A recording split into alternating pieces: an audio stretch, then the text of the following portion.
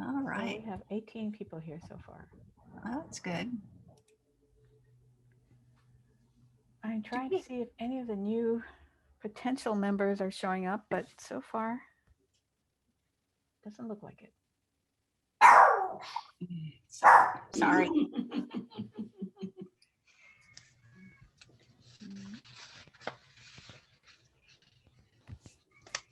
Not good. We had fireworks last night, so they're extra twitchy today.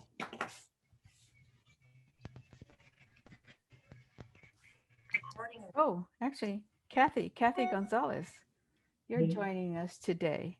Hey. So is Karen Taka the one that sent you the link to join us today? Yes, she did. I just sent my check. I don't know if I mailed it off yesterday or the day before. Oh, great. I don't know if she's gotten it yet. She probably hasn't. Great. New member, folks. Awesome. Where do you live? I'm in Santa Clarita, California. Okay, up that way. Nice. Yeah, this is the only time I have. I head up the Santa Clarita Artists Association right now, so I'm their president for this year. Nice. Whether I do that next year is another story. So we'll see. But it's a lot of media, different medias, but mostly watercolor. We have some acrylic and oil painters. I'm pushing dry media in the group, but you know, they're watercolorists. You know how that goes. Yeah. But I want to expand people's minds there. So I saw the group and I wanted to join. I love colored pencil and pastel, all those types of things. Wonderful. Great. Welcome. Great. Thank you. Yes, Thank you. welcome. All right. Oh, there's Jeff. Let's see. How many have we got now? 20. Do we wait another 5 minutes? Probably a good idea. Okay.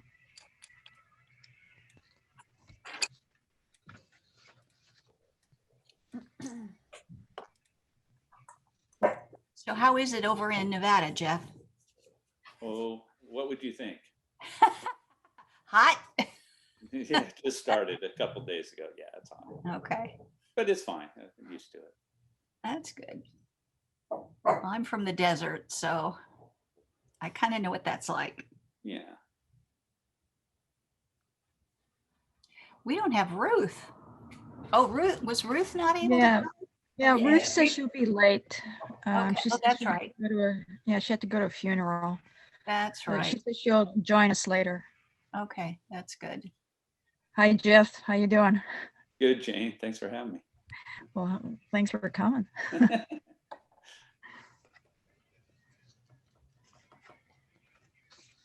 Yeah, actually, I think we're do we usually have more than 20 people here? 20 people. Yeah. That seems to be our average right now. Yeah. Yeah, out of what are we? 54, I think, right now. Yeah. Oh, there's Dean. Yay, Dean. Okay, well, 22. Yeah. people are still kicking in. Go up. Oh, click. Well, Buena, if you're talking, we can't hear you. can you hear me now? Yes. Yes. I can't get my camera to come on. So Oh, yeah, I no. went out and came back in and I still can't get video. So don't know what's going on. Hi, everybody. Hello. Hello. Miss your face. I know, I want to see everybody. I mean, I see you, but you can't see me. When Oh, sometimes if you log off and log back on, it helps. Yeah, I did that, but I'll do it again. Okay. Thank you. Hi, Linda. You're muted if you're saying hi.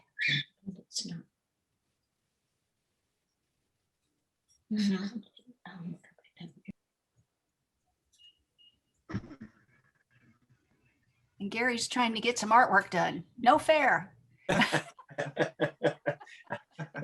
I'm doing a very, very intricate drawing and it's kicking my butt.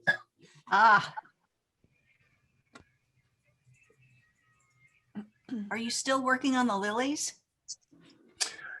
You mean the iris?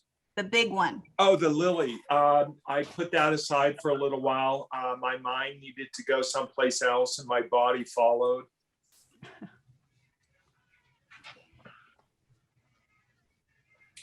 Well, we'll want to see what you're doing later, I'm sure. Okay.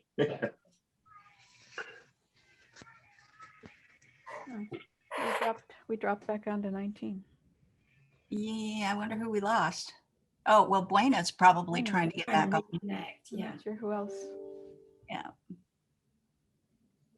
Okay, we're at 10 after now, Jane. Probably. Okay. Works for me.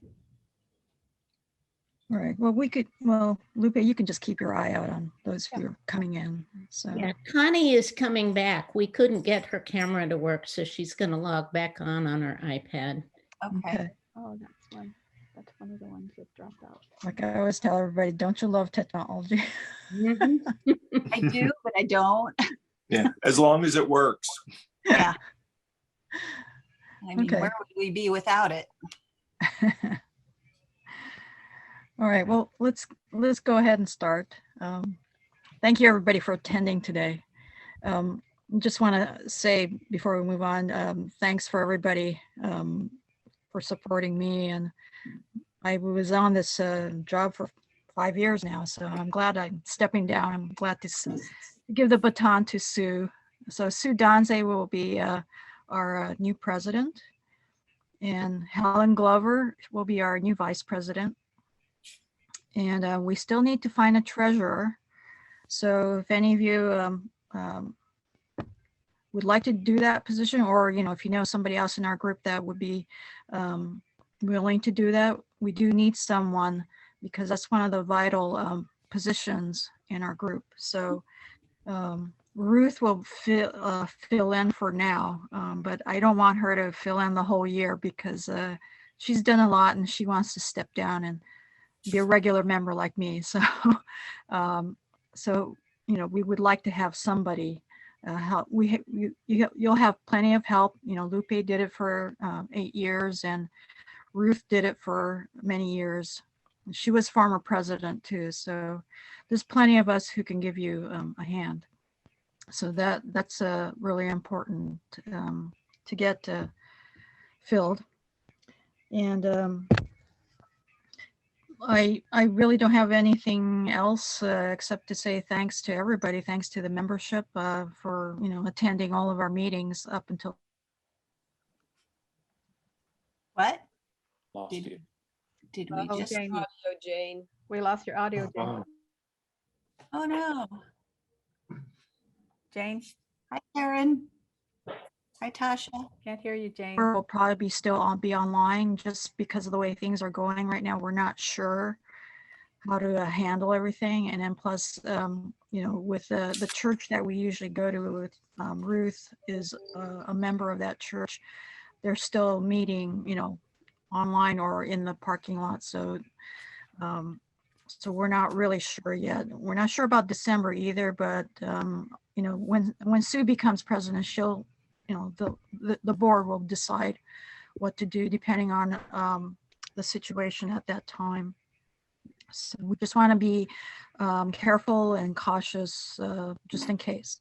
All right. So I know we're all anxious to get together, but I'd rather that we all be safe rather than sorry about the situation. So, and then that's pretty much it. I'm going to have Sue talk about the newsletter, and also later on, I have both. Well, if Ruth doesn't come in early enough, I'll just have Helen talk about the VP position, what her plans are. So that's pretty much it for me right now. So Sue, you want to just talk about your newsletter, and then what you want to do when you become president?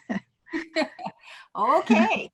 Well, I took some notes so I don't go crazy. I wanted to thank you and Ruth and the board for all the help up to now and all the help that is to come. I'm hoping everybody got the newsletter. If you didn't, let me know. You can email me, hilgaarde@aol.com, or Lupe to get you on the list. We've had some issues with things not getting through. So if you're not getting the notices, check your spam folder. I don't know what's going on. We did find a typo in one of the addresses. It takes a lot of content to make our newsletter interesting. So thank you for those that contribute. I really appreciate it. We have some pretty interesting things happening, and let's see, whatever. Oh, in addition to our newsletter, Lupe got the Instagram account going. So look for DC214 and follow so that we can get more people knowing about our chapter. We've put the notice on the online exhibition on there, and so we're hoping a lot of people find out about it and find out about the chapter. What I'm really hoping to do is to, increase our membership, because that's a good thing. Jane mentioned that we don't know about our meeting. I don't want to lose any of our distant members. A lot of members have joined that wouldn't maybe be able to attend a physical meeting. And I want to find out if there's some way we can do a hybrid where we can film the event simultaneously, basically stream it. So I don't know if anyone has equipment like that. I was thinking, Betty, we had some video going at some point via your husband for one of the demonstrations. So I'm going to want to talk to you about that. I just don't want to lose anybody that's at a distance that can't make a physical meeting.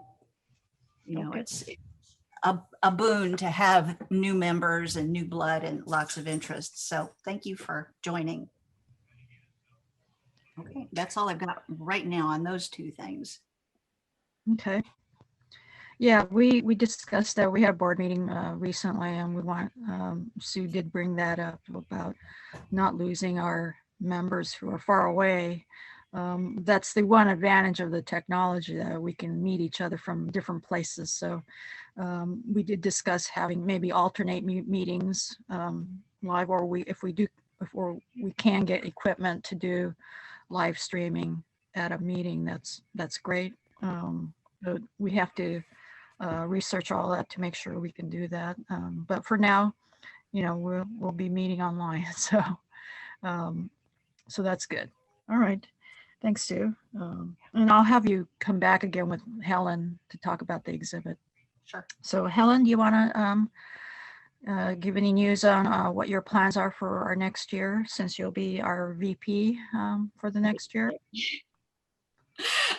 Yeah, I just, again, just to reiterate a little bit of what Sue said, I want to try and keep as much uniform and help all members wherever possible. So again, you can contact myself as well.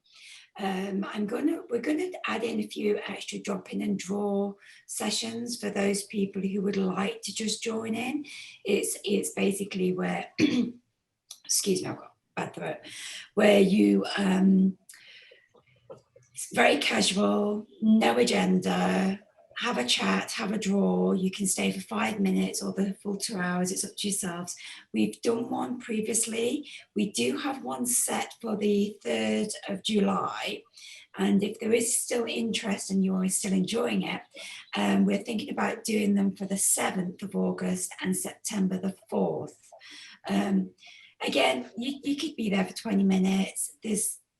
You can be doing any form of media, to be honest, and just keep us together as a group. And it's great for our distance friends again, we had a lady from, I think, over from the other side of the States, and yeah, it was good fun. It was good fun, and we can talk, like I say, work. Or we can talk off agenda, wherever you guys fancy. Yeah, also I'm trying to I wanted to make things as simple and as easy and as accessible for our members. So if you've got any other ideas, apart from like the interactive things I've already started sending out, then we'd love to hear them. It'd be brilliant. I'll also be in charge of looking for new people to come and do some demonstrations. I'm hoping to get some full demonstration classes next year as well with other artists. So if there's anything specific you would like to see, please just contact me or Sue or Luke. That's basically how we're going to move forward, really. Thank you, Jane. You're welcome. Yeah, Helen has she's really good at getting some people on board. Oh, you want to mention who you have for October? Yeah, we've got Lena. She's going to be doing the pastel medium. She's going to be coming on 2nd October. I know she's already started doing online courses and things like that as well. And she's shown interest in doing a workshop as well for the day next year, which we'll get sorted out. But yeah, no, she's just got some nice stuff ready to go. And I think Luke's got some examples of work in case you haven't seen her as an artist. Let me share the screen here. Cool. Okay, great. Wrong one. Hang on.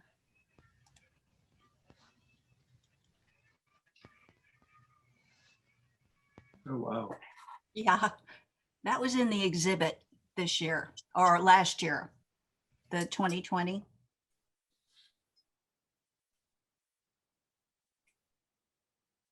Mm.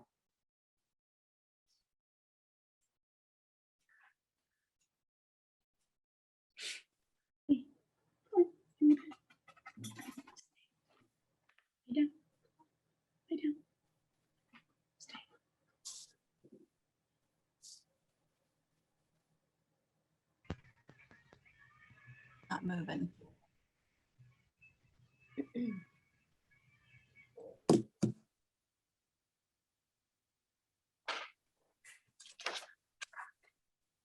It didn't show the last two, Lupe. Really? I'm sorry. I got stuck here with, I couldn't unmute myself. Hang on. Let me try that again. Okay. Here goes. Okay, can you see that? That's the second. Yeah. That's the second one. Okay. And so this is the first one I had. Okay. All right. Go back to the second. I was just wondering, I wonder what paper she uses. That is so smooth. I do not recall. I can probably look it up. Oh, that's all right. I'm sure we can ask her. Yeah.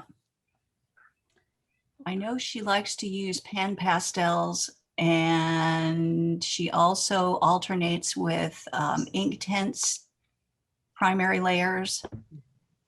Oh, yeah, that looks She like has YouTube videos. That are I think she's a pastel matte fan. Yes. That sure is brilliant, vibrant. Are we great, not, beautiful? are color. we not able to get to the last two? I only had two. Sorry, that's what you meant. Yeah, you only sent me two, Sue. No, I sent you four. Four, really? Yeah. Wow. Sorry about that. Let me see No, if I can pull it up. let me check. If you did, then they're in the email and I just overlooked it. I'm sorry. Let me take a quick look.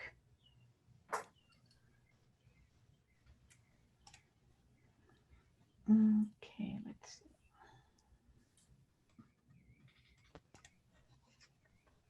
I've just forwarded you the email again.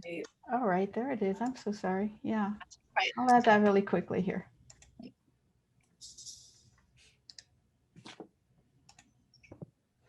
Uh-oh, Lisa's trying to get some work done. Lisa is a machine. She puts out massive amounts of tiny little drawings. Oh, I think now, oh, there it is. All right, so yeah, you did send two more and oops, that's Tasha's. Hang on a second, and Gail's. Ooh. Okay, why can't I see it? There it is. Oh, here we go. Put those next to each other so you guys can see that. All right, yeah. That was the Beautiful. third one she sent. And Oh, I've seen that one before. She brought that to our meeting. She was just partially into it. Yeah. That's great. Got a lot of color. Okay. Yeah, sorry about that. That's I totally should be more careful nah. with those emails. It was last minute. Okay. All right, well, anything else, Helen? No, I think we're about there. Thank you, Jane. Okay. All right, well, since we don't have Ruth yet, I was gonna send it to her, but now that we don't, maybe both of you and Sue could talk about our chapter exhibit. Well, I'll start. Helen did an amazing flyer and art and prospectus and entry form for the exhibit. It's our first annual online exhibit. It's kind of exciting, sort of made it out of nothing because we've never done that before. And it does not replace the physical exhibit, but it's a way that we can actually have a show. The prospectus and entry form are on the website now.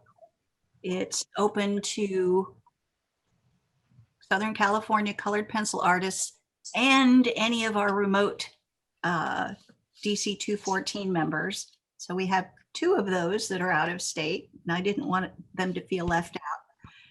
So we'll have to let Bonnie know for sure because she's not here. Let's see. Open to members and non-members, and it runs from September 1st through October 15th. And Helen is developing a flip book to do the artwork display on the website. We are also lucky to have Betsy Holster as our judge. She's a professor in the Visual Fine Arts Department at Cal State Fullerton and has a long history with CPSA. As I recall, she was one of the materials testers. So that's a pretty big deal. And so she knows her stuff. She also comes from Michigan and has an MFA in, I have to remember what exactly, but she's Interdisciplinary art. She's very qualified, let's put it that way. And I was really excited that Betty was able to ask her to be our judge. And that's all I know. If anyone has any questions on the exhibition, please, speak up or email or anything else. I have a question. I don't know how to raise my hand. You did it. Okay. I wanted to know, can we, since the international, I think, is also online, can we submit for the local what we submitted for the international, or is that a no-no? I have an opinion on that. Jane, do you have an opinion on that? I believe it has. If it hasn't been shown elsewhere and it never got an award elsewhere within the CPSA arena, then I think it should be okay. To be honest with you, we never had this situation before. So if we're in person, if it's something you physically bring in and it hasn't won an award or it hasn't won anything else, I think it should be qualified. So Buena, Well, we don't know. Brand new. Well, we don't know yet because the judging for the international hasn't Well, happened yet. yeah, I wouldn't worry about that. If it's a brand new piece that you did, it should be okay. I would think so. And it's not like it's the exact same time either. Your end line is prior to ours. And a physical piece, you would have shown it in, late July, August, and then you'd be done. And physically you could have entered it into another one. So. Okay.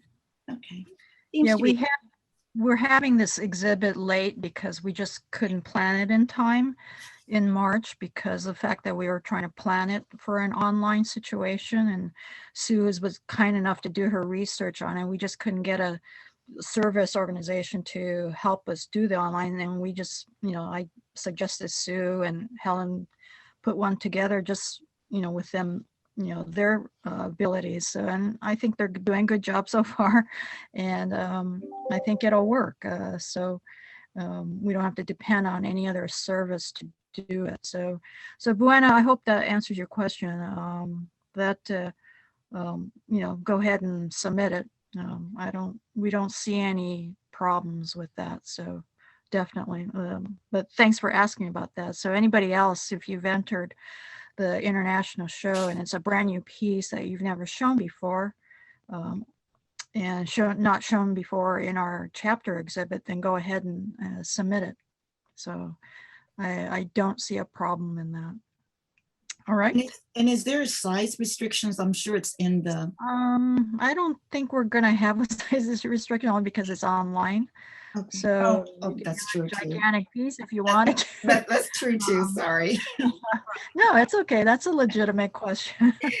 But I think, if we were on ground, that might be an issue because of the space that we use normally won't handle something gigantic. So that would be the only restriction. But for our online show, I don't think you should worry about that. Right. There is a file size restriction, but that's probably not a problem. And that is on the entry form. So yeah. Yeah, I'll just touch in with that if there's anybody who has problems with how to save a file, how to supply it, anything like that, please feel free to contact me on the email address. I was just checking which one I'd put, which is hglover01@icloud.com, and I will answer and help any problems you have as far as sending the artwork, saving the artwork, all that kind of thing, etc. Can you please put that in the chat? yes. Type that in the chat, please. Yeah, well, I think we have information also in the newsletter, so you can look at that, and all the contact information is in there, and also on the prospectus, we have both Helen and Sue's email information on there too. Right. So if you guys want to, if you can't find the information, you can always email me also. If you have my email, is shibata_jane@icloud.com. So don't worry about that. So if you can, if you have any questions, please get a hold of them regarding the exhibit. We would like all of you to enter. If you have something to show, we have our two categories, our usual categories, the professional, and we used to call it non-professional, but when I went through the President's Forum at the convention a couple of years ago, we talked about, all the chapters talk about the category for those who are non-professionals, and we came up with emerging artists as a title. So I thought that was a more nicer term, and it's an accepted term used in the fine art world anyways. So and if you do it just for fun, that's a perfect category for you guys. So don't be afraid to enter. And like I said, if you have any technical issues, yeah, please definitely call or get a hold of Helen so that you guys could get help on that part if you haven't done that before. All right. Okay. Well, Kathy Gonzalez, in case you're curious, it doesn't have to be 100% colored pencil, primarily colored pencil. So if you are doing a mixed media type situation with watercolors, that's valid. Okay. But primarily primarily colored pencil is the requirement. Great. Thank you. Mhm. Yeah, for those of you who are interested in doing mixed media, we do have the national exhibit called Explore This. And that's definitely something you guys could enter if you do mixed media, but it should be primarily colored pencil, but definitely look into that so that you can submit something on a national level.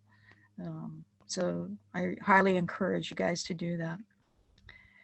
Okay. Anything else on the exhibit? Not right now. Nope, Okay. Okay, great. Let's see here. Okay, Karen's here. So Karen, you Yeah. want to give a short report on the membership? Sure. Right now we have 48 members. We have some potential members. I don't know if anyone is attending this meeting, but hopefully they will come on board.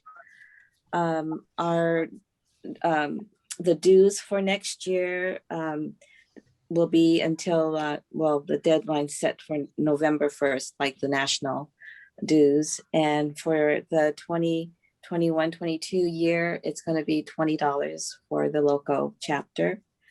And so if there's any changes in your address or email address or whatever, you could submit your application with that change and let me know, and I'll change it on our roster. And that's about it.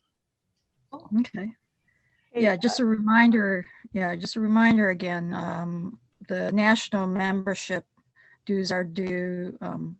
The due date is November 1st, and then our chapter dues are. Doesn't have to be exactly November 1st, but if you want to be a member, submit it around that same time or before. You can submit it in October. If you want to wait until December, I think it should be okay. So that should be okay. But, you know, make Karen's life a little bit easier if you guys submit them all at the same time. You're on her, but obviously financially, if you can't make it, we're bringing it back up to 20. I suggested having it down at 10 last year because of the pandemic. Hopefully we don't have to, you know, go longer on the pandemic. So we just brought it back up to 20. Pretty much all the chapters across the board is charging that much. So we're, that's what we've been charging before. So hopefully you guys can handle that. But, you know, please let us know what your situation is if you still want to be a member. All right. Okay. Lupe, you want to give any status report on the Treasury? Yeah. Let's see. Right now, our balance is at $2,515.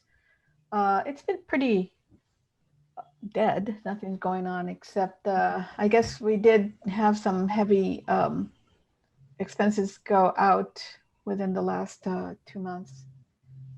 We had the large payment to the Barbara Dahlstadt for the workshop, and then we had the contribution to National for the award. What was it? Yeah, the international award. And some dues came in, and of course we had all the fees for the workshop, which basically pretty much covered what we paid out to Barbara. So $2,500 is not bad, considering that what we've been through. So that's where we're at right now. For the exhibition should help. Oh, the exhibition, yes. Yeah, so we'll be getting some funds in, and hopefully about that time we'll be getting our dues in again for the next year. So good times are coming. Yeah, well, we didn't get any revenue because we didn't have an exhibit last year, and then we had to delay the workshop. So that definitely put a dent in it, but it's okay. Yeah. I think we're And the still raffles. surviving. Yeah, raffles, we haven't had any since we haven't been meeting together. I think we'll definitely bring that back when we meet together. Yeah, it's I still think we're okay, like Lupe says. So, but yeah, definitely we'll be springing back with all the stuff coming back again. So, all right, thanks, Lupe. I didn't put Betty on the schedule because usually she doesn't have anything. But Betty, you want to announce anything? She's our secretary, Betty Sandner. No? No, I don't have anything to say. Okay, no. She's been our secretary for a long time. So thank you, Betty, very, very much. And thanks for staying on with us. And she was our national board secretary too. How many years did you do that for? 8 years. 8 years. That's a long time. So Yeah. and you've been our secretary for a long time too. So One of- I just wanted to thank her. Oh, well, you're very welcome. This is a really good group. Yeah. So Okay. you all inspire me. Yeah. And it's good to see you. Good to see you guys too. All right. Okay, so anybody in the gallery here, if you have anything to show or to present, and if you send something to Lupe, did somebody send anything? Yes. Let me Okay, set that. let's do that first. Okay, where was that now? We had, oh yeah, no wonder. I went away because I was looking for the flyer, but we are, sorry about that. You caught me without getting this set up here. You want a little bit of time? Yeah, please. Yeah. Okay. Does anybody want to show anything right now on camera? If you just shout out.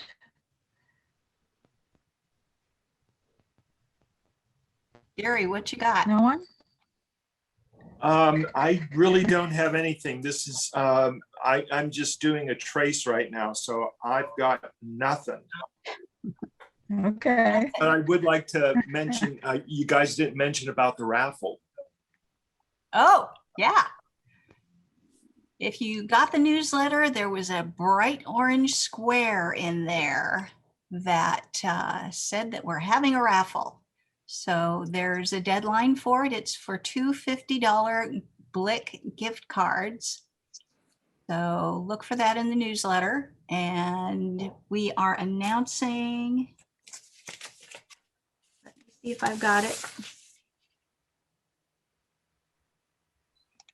Well, I don't have it in front of me. The raffle is, I think the deadline is the 23rd, and I believe the winner is announced July 1st, something like that. So if you look for the little announcement, it tells you how many tickets you can get for how much money and where to send the check. So that's a good thing. We can all use a $50 gift card from Blick.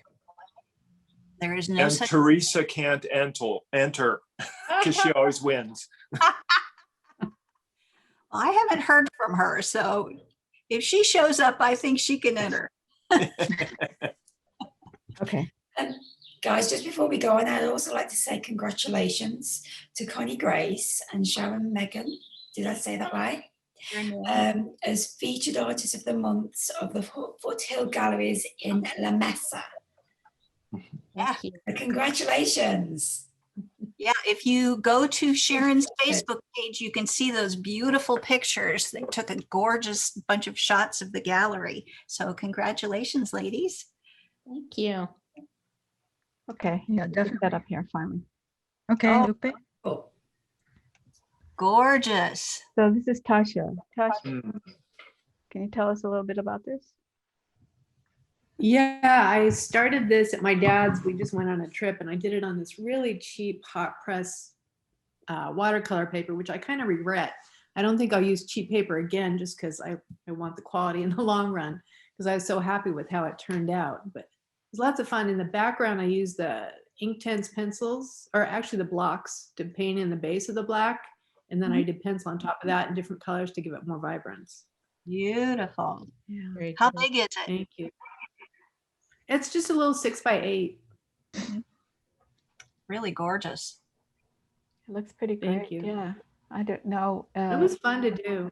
The paper doesn't seem, it doesn't look bad at all. I mean, if there was some problem with the paper, what exactly was going on? It's just, it just wouldn't want to take a lot of layers. Oh yeah. but you know, things weren't very, I just didn't like the way the pencils worked on it Oh, versus Yeah. the better papers. well, it I'll looks stick great. to using it for gouache. Looks Yeah. beautiful. Right. What kind of Okay. pencils did you prefer? I think I used mostly polychromos on this one. If I remember Okay. right, that's all I took with me on the trip. Yeah. It's gorgeous. Okay. Thank I Yeah, think it looks great. the only others is from Gail. Oh, Okay, work in progress, folks. gorgeous. I haven't finished anything in a long time.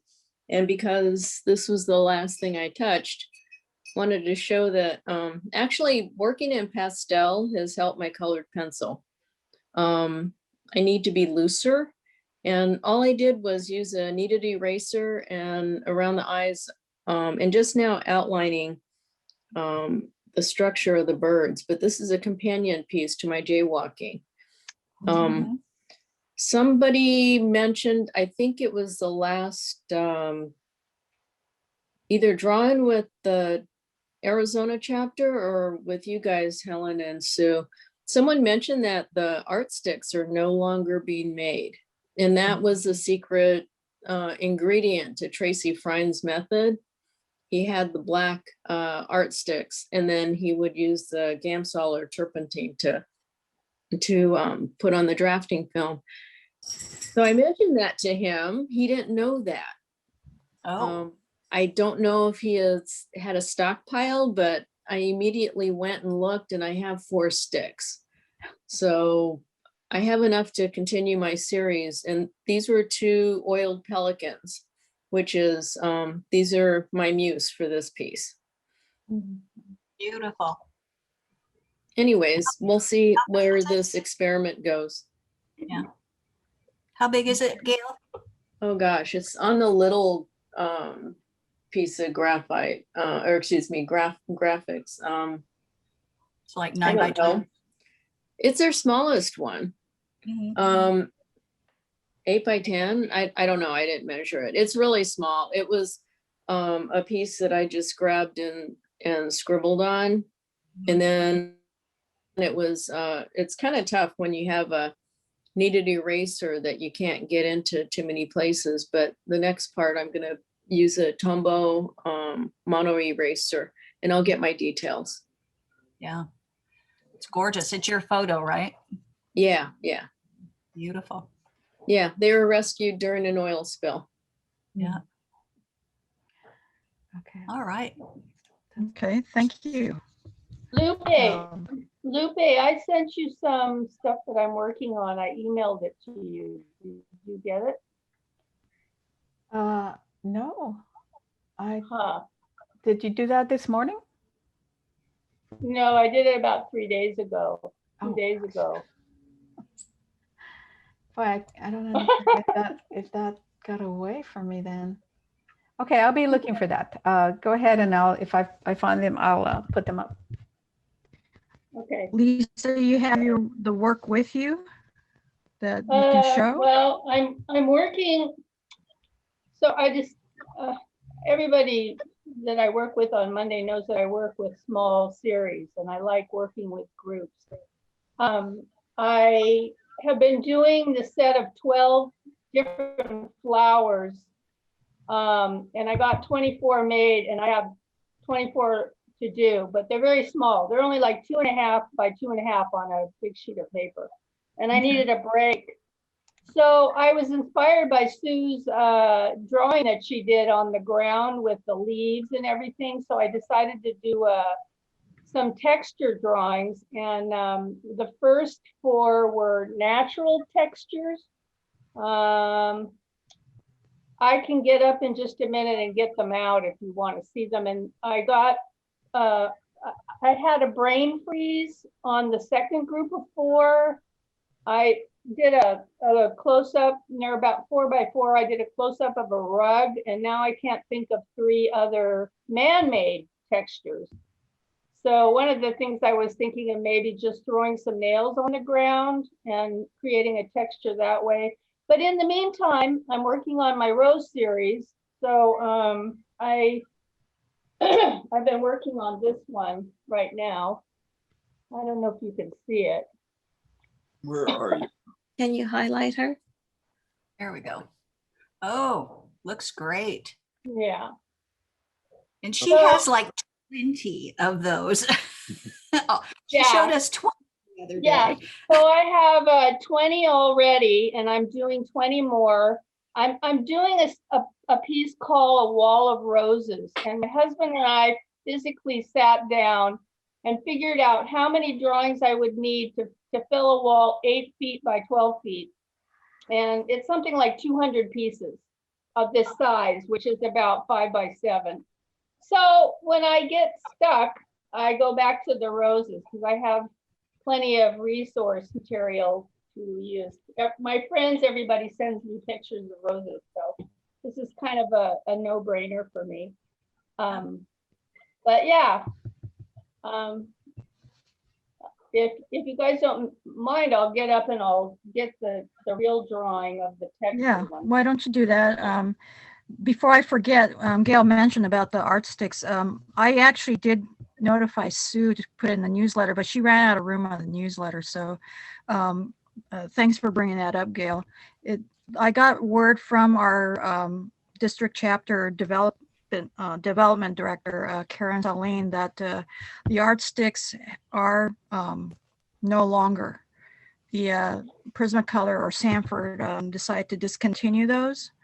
And I did a quick search online to see who sells them still, and actually nobody has them anymore.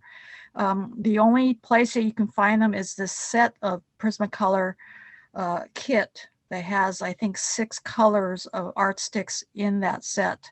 That's the only thing I saw online that's available in terms of art sticks. Unless you guys can find another source, let us know. But apparently they are discontinued already. So if you were using them, you're pretty much stuck. I don't think any other manufacturer makes anything like that, I believe. So I do want to point out that 30 years ago, when I took a workshop with Bet Borgeson, she was decrying becoming, they were going to take the Prismacolor sticks out of stock and they weren't going to have them anymore. That was 30 years ago and they came back. So it's entirely possible because enough people use them, someone will pick it up. Yeah. I think if maybe the membership wrote letters to them, right. That's how things came back in terms of colors. Some colors did come back because of the uproar among us. If enough of you, send in letters to them, maybe they will consider keeping it again. But yes, I remember that. In fact, one of the sales rep I did demos for a long time ago was mentioning that the problem was that because they look like pastel, they had a hard time selling them. So that was one of the reasons why they were going to take them off the market back whenever, like you said, Sue. But I think maybe people did maybe complain or said enough that they did keep it on the market. So if enough of you do that, I think maybe they will. I've always heard stories that Sanford didn't really care. They're actually owned by Rubbermaid, and Rubbermaid doesn't seem to care much about that division in terms of, keeping up with the artists. So I don't know. It's hard to tell when you have this huge corporation taking over stuff. They usually don't care about yeah. So I don't know, but we can always contact them to see if, they'll keep it on. Like I said, any kind of letter writing from a mass number of people, maybe they'll change their mind. I also want to, before I forget, Faber-Castell, I believe, renamed a lot of their colors. I think some of you are on Ann Kohlberg's email list. I think she announced that at some point because they use that Faber-Castell pencil in their kits. So you can probably look it up on their website, or if you have Ann Kohlberg's mailing, she did give a link to that list. So you guys might want to check that out if you have Faber-Castell the polychromos line. Lisa, I saw Jane? your hand up. Jane? Yes. How are the art sticks different from regular colored pencils? They're not, there's no difference in them. It just doesn't have the wood casing. Oh. It's just a thick version of the pencil. So it's So, just a soft. so Gail, since you've been working with them, why do you prefer working with the art sticks versus a regular colored pencil? Oh, so the art stick is my background.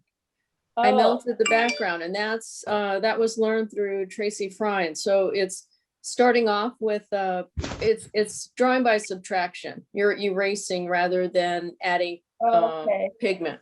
So it doesn't take very much. And I guess theoretically you could just take the black Prismacolor, but it gives it a different look. So do you use like an Icarus board to melt the colored pencil onto the background first? Nope, I go in the backyard with my Gamsol and a giant Hake brush. Okay. And it works for me because I am doing more birds with it. It's an effect, a texture effect. Okay. Carol, you are muted and I see your hand is raised. Yeah, Derwent makes art sticks, but they're for the intense Inktense, yeah, so they're permanent. I was wondering if they would do the same thing as the art sticks, those Inktense blocks.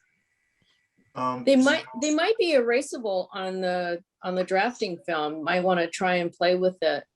But the reason it works so well is you can see an eraser will take off quite a bit of the pigment. You can make it where it doesn't even look like you have any of the color on it. Or you could do subtle shades. That's what Tracy taught in his workshop. I found, if you're looking for woodless, I did find these. Well, they're all over the floor now, but they're made by Koh-i-Noor and they're woodless, and I use those for some of those. So that was the only thing I could find that was similar to the color sticks. Okay. Yeah. I think any of those that you guys mentioned would work. But yeah, each one has different properties. So, so there's, I'm sure there's ways of working with it if you figure it out. So definitely. Jane, Anybody else? Yeah, I just want to tell Lisa, I couldn't find your, I didn't get that email. Sorry, Okay. I don't know what happened. Yeah, unless I don't have your correct email, but I used the one off the flyer for 214. Yeah, we can try to figure that out later. Okay. And Sue, you saw that I made you co-host, right? Oh, okay. Because Carol, were you able to ask your question or whatever you had? No, I had another comment that I just found that Arteza makes woodless pencils too, but their quality, I haven't tried them. I have some of their other stuff, and the quality, the intensity of it is not that great. But if you're going to use it for a background, that might not make any difference. If you, so I'm just throwing that out there. Okay, great. Yeah. Thank you. Heather, did you have a Yeah, question? well, I was just going to mention that the art sticks I use to do like a scraping into a powder and then do rubbing on, and it gives a totally different effect than you can get with any other kind of color pencil situation. Right. Yeah, Arlene, one of our members, Arlene, I don't think you joined before her demo. That's what she uses for her backgrounds, and I think you can see that on the website. Okay, we have a few minutes here before 11. Helen sent me her image. I'm going to share that very quickly so you can see what she's done. And then also, Jane, I want to mention Ruth has been trying to get in. I think she's having a problem. Okay. I saw her pop up, but I don't think she was really able to have audio and video. So she said she's trying to get in right now. Okay. But anyway, here, let me share the screen. And Helen, you're going to be up here in a sec. Cool. There you go. There we go. Oh, you can't see it too brilliant, but yeah, this is, I was able to give the client, who's the gentleman in the background, his family portrait, which was a surprise for his birthday last weekend. I think the only thing as an artist is when you've been commissioned for something and you can't show anybody, you have to wait till that whole thing's been given to them. And you're like, oh, I've been dying to share this. I've had this for like months. But yeah, no, I was really pleased with this one. And it's my first human portrait, which is what I'm trying to do a study of in coloured pencil this year. So yes, I was happy. He was thrilled. And from that, he's commissioned me to do his mum, which is proving to be fun because her head's about the size of your thumbnail and the portrait is like, you know, it's gonna be about, I don't know, 8-10 inches. So that is that is very, very much fun at the moment with bits going everywhere and pixels and trying to work out where the jaw is. And obviously it was in the 60s. So I've had to research hair and things to try and get her in the correct feel of what the style of fashion, everything was then, because I can't see it in the photo. But yeah, no, it's good fun. Thank you very much for putting that up, Luke. Sorry I'm hoarse if you can't hear me. That's great fun. Thank you. Okay. Great. Thank you, Helen. All right. Anything else before we move on? Yes, and again, I still don't know how to raise my hand. That's okay. I just wanted to, I just want to say I'm very grateful to you, Jane, and to Sue for the article that is in the International magazine. And I don't know if it's 1 or 2 pages or something like that. It was very thorough and well done. And I'm just grateful. I hope you guys read the information because it kind of spoke from my heart in mentioning how I approach art and the meaning for me as a person of color. So being with everything that's going on in America today, I would love for you guys to read the articles and as well as you get to know a little bit more about me. So thank you everyone and the international chapter as well as the local chapter. And I lost my video again, so I'm sorry. That's why I'm talking off screen with no picture. Oh, that's no big deal. Yeah, the reason for that happen is because they read our newsletter that Sue put together with you as the feature in that particular issue. And I suggested you to Sue to interview you. So that worked out very nicely. And those guys on the national board saw that. They read our newsletters. That's how they connected with you. So definitely that's great. It happened. And we're happy for you, Buena, and in every respect. Thank you so much. I'm glad that happened. So yeah, Thank definitely. you. Thank you so much. It was wonderful. Okay. And it's wonderful. All right. Anybody else? Any announcements or artwork? I have an announcement. Okay. I don't know. Anybody else? Deb. Sure. I have an announcement as far as for the San Diego chapter people, or I mean the San Diego location people. Myself and Susan Salazar are co-chairs along with one other gal for a show called Raining Cats and Dogs. And our prospectus is up on the website for Raining Cats and Dogs. And we're taking entries starting June 1st. So we just started a few days ago. I think entries go through early August, entry submissions. And we're going to be doing a brick and mortar show. So it will be at Liberty Station. Anything domestic or wild for canine or feline. So those of you that like doing pet portraits or animal or wildlife artwork, as far as cats and dogs, you're more than welcome to submit. It is online submission. It's through online juried shows. So all that information is on the website for Raining Cats and Dogs. So just wanted to put that out there to people, let you know it's available.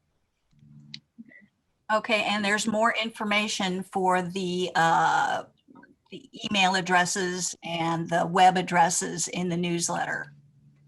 Thank you. Okay, thanks. Anybody else?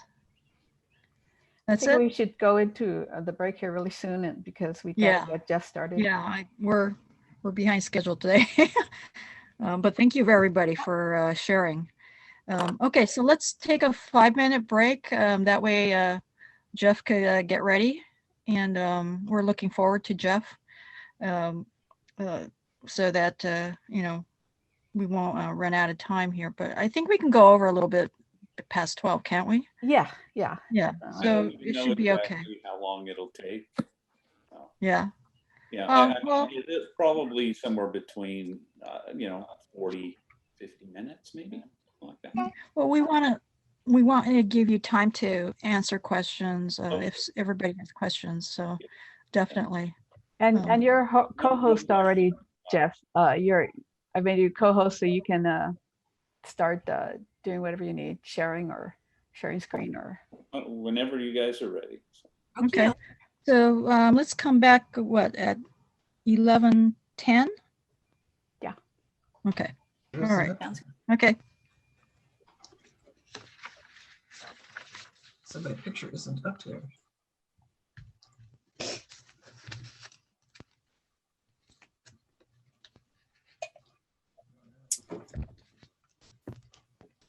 Okay, make this smaller. How do I make that? That's what.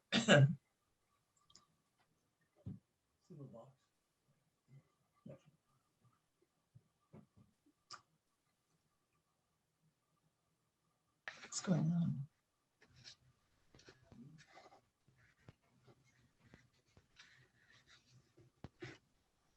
What's that? Oh, Sharon Shepherd.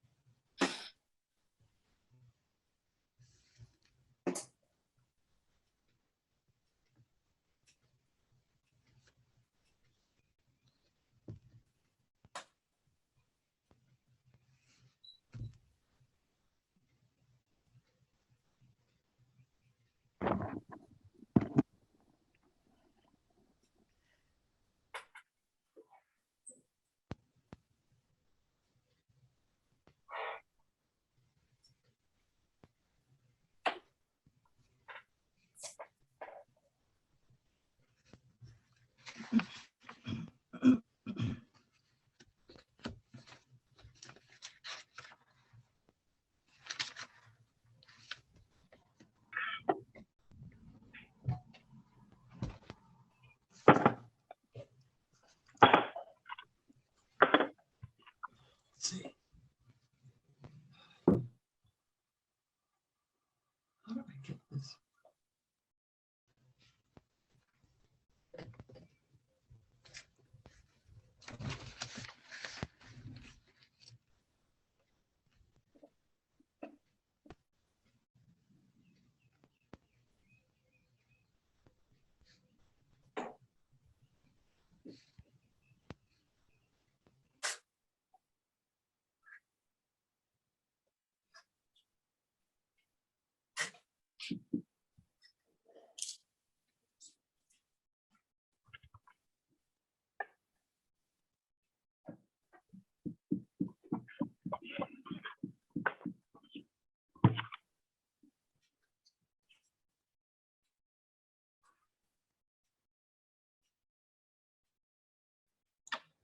Those of you who are still on and have your microphones on, have you worked in the style that Gail was working in, that Tracy does? Does anybody else do that? I've tried it. Yeah. did you enjoy the process? Is it hard to do the reverse? Because she said it was negative painting. No, it's not. I thought it was kind of fun. I did it once. I can go get it if you want to wait a minute and I'll show it to you. Hold on a sec, I'll go get it. But I thought it was kind of fun to do. I think everybody should try it for the experience. I'll be right back. You know, Deb, the way it was described when I read that description of how he does it, it sounds very much like you do in charcoal, where you put a whole slate of charcoal on your paper and then you take out to do your image. Okay. It sounds very similar to that. Okay. The answer is yes. That's exactly the process. Okay, thanks, Gail. But it's the tools that you use, right? I mean, whether you can get a clean, I have a little box that I put together after Tracy's workshop. So, you know, Mr. Clean sponges, which I never can get to work. Again, he had Can you see that? forgot. Yeah. Say again? That's really cool.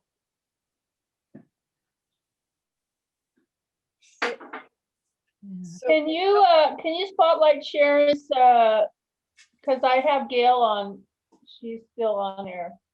Is Lupe still there? Yeah. No, perfect. Thank you. You guys, if you put your cursor, if you're on a computer, if you put your cursor over the top left corner, you'll see a pin. It looks like a push pin. Yeah. If you just click on that person, you should be able to get it highlighted. Okay. Yeah, so it really isn't a hard process. You just scribble all over, then you use a paintbrush and kind of melt it and smear it around with the Gamsol. And then you just work with your eraser. And I used one of those magic erasers for the really white areas. And then you put your detail back in where you need to, like the pupils of the eyes or whatever, the hairs of the eyebrows or in the hair, if you want to, with a black or gray pencils. So it's a fun process. This is the only one I've done, though. Yeah, that's great. Yeah, really nice. Beautiful. Very nice. Yeah. It's not framed very well. This was just an old frame I had that I stuck it in, but at least you can see the picture. Yeah. Yeah, that's great. Guys, I have a quick suggestion that was absolutely beautiful. I find the Mono Zero is fabulous for doing fine lines and hair and removing and adding as you want. Definitely. Just as another tip for anybody out there. Yeah, I use an erasing shield with it too. Yeah, I think the Mono Zero is what I used for all the hair and fine lines on that one. Yeah, that was beautiful. Oh, thank you so much. I usually make my own version of that eraser by cutting my erasers, the retractable kind, in wedges, like the Pentel retractable eraser. Oh, And I just take my knife, make it into a wedge, and I can go really fine erasing with that. So that was my, I always call it the poor person's version of that eraser. But yeah. Great idea. My art group all bought this, I can't remember the name, maybe my mother can. We all bought this group of battery operated eraser on Amazon for like 10 or 11 bucks, and it came Half matte. half matte, yeah. And you get a thicker and then also the really thin eraser. That's a nice one too, and that gives you dozens of refills. Thank you. Every time I meet with you guys, I end up buying more stuff. It's okay, Gail. I've ended up buying pastels. I now have a full set. Okay, we're at about 11. Oh, Okay. We're ready. No. Okay, great. 13. Lupe, you can go ahead, or I guess you can highlight Jeff.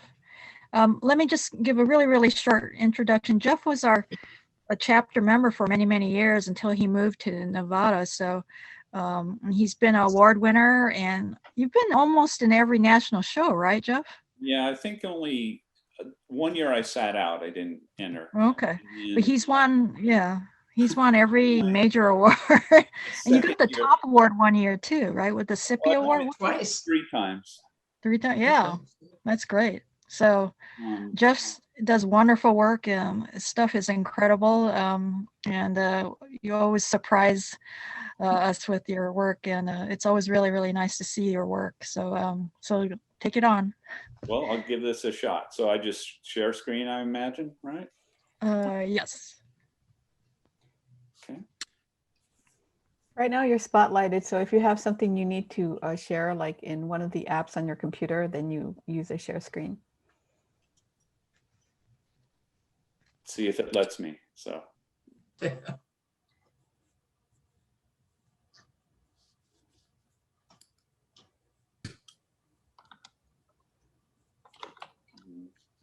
So Jeff, you're putting the rest of us to shame at how nice and neat that your studio is. It is right now. So let's see. So it's not letting, oh, there we go. Hopefully it'll let me. Very good. Yes. Okay. Excellent. Okay. Okay, let's see. Can you see that? Yep. Yes. Okay.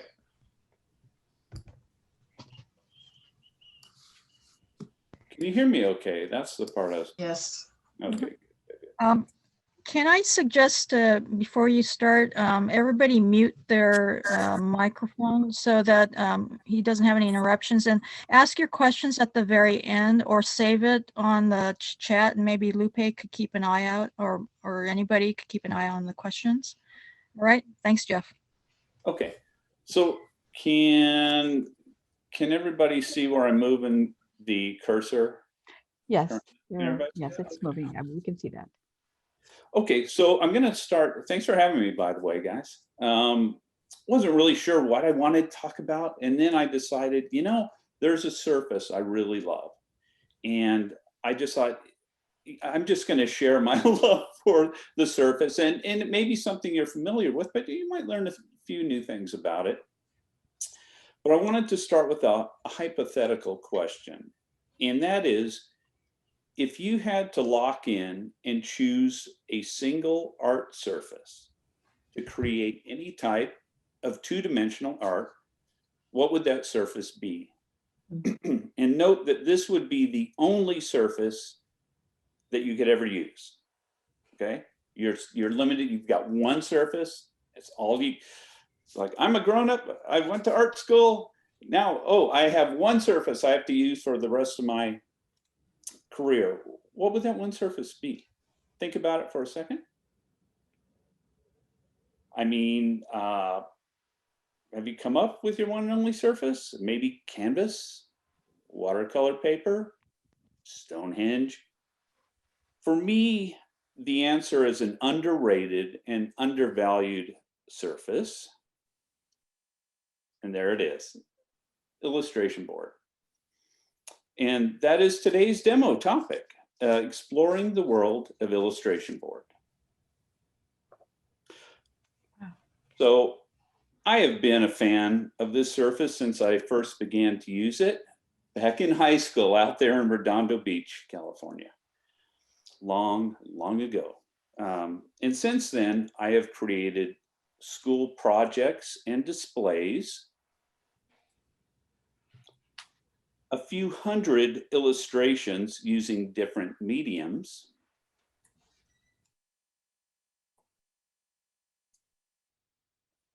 and works of fine art using this unheralded, versatile surface.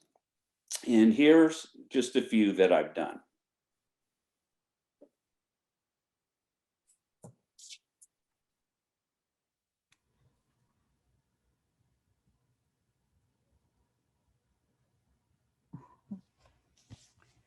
Wow.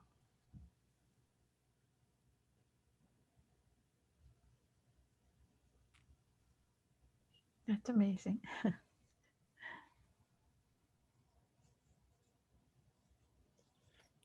Now, for those who already know the many fine qualities of the surface, this slideshow demo might feel redundant, but hopefully, like I said, you'll be able to pick up a couple of new tips.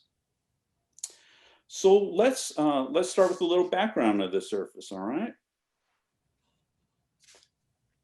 So the most basic description of illustration board is that it consists of two paper surfaces sandwiching a firm cardboard core. One side is the workable surface and the other a paper backing. The Strathmore brand of illustration board has a little different makeup, but we'll cover that later.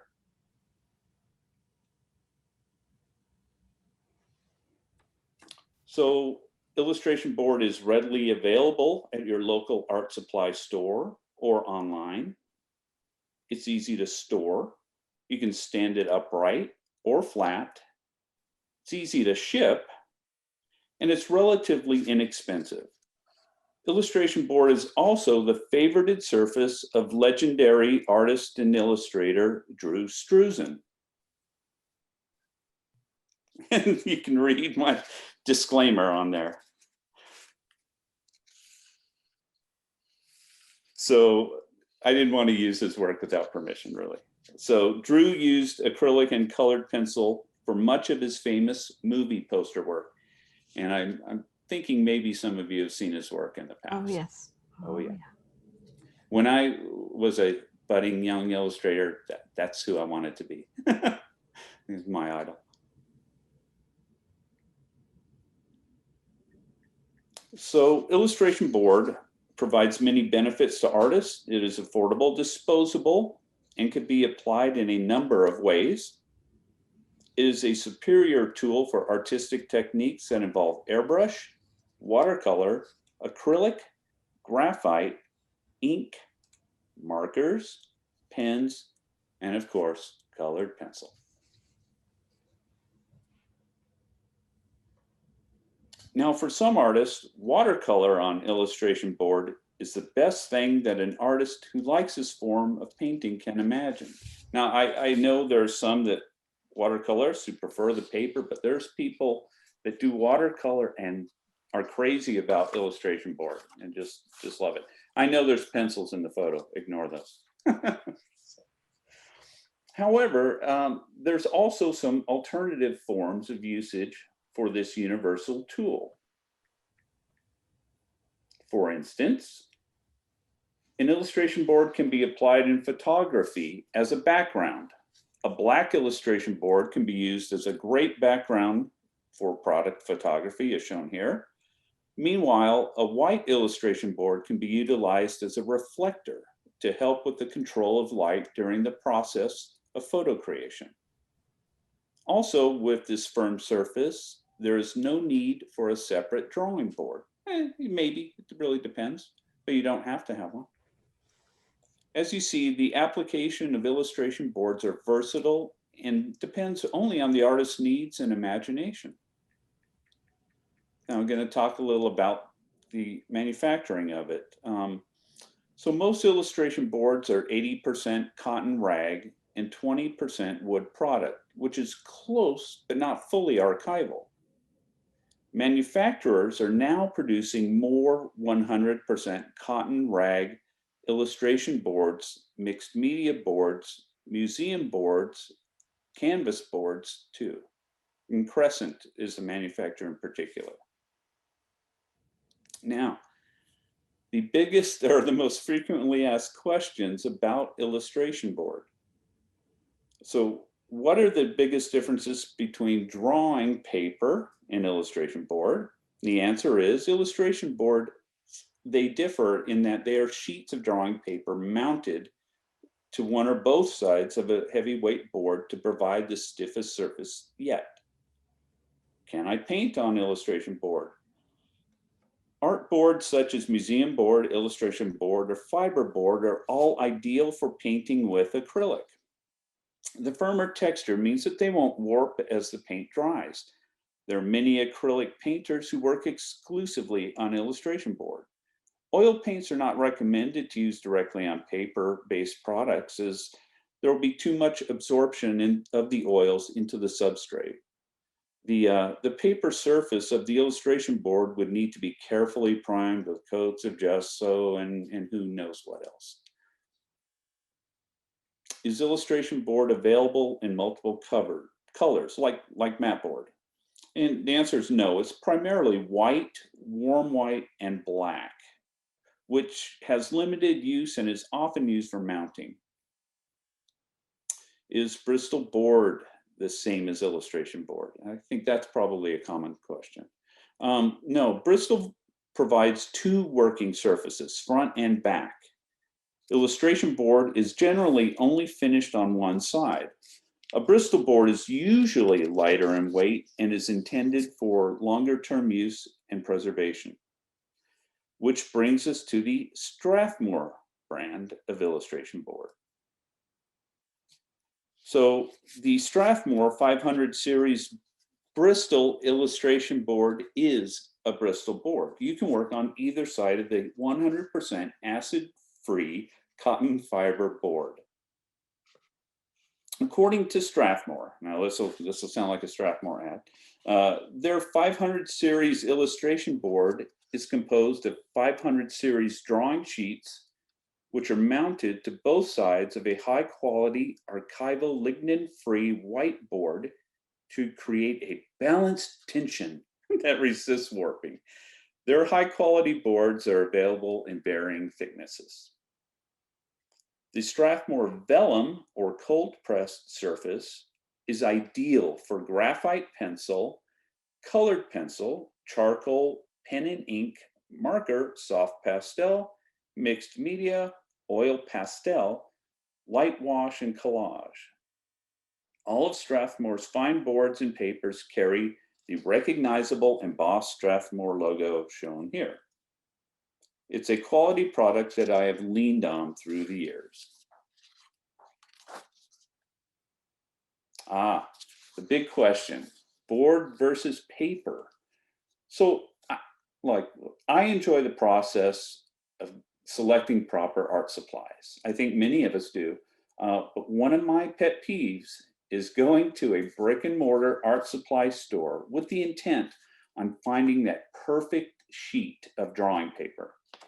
And then always being disappointed when I see that the supply of papers all have small dents or creases in them from handling.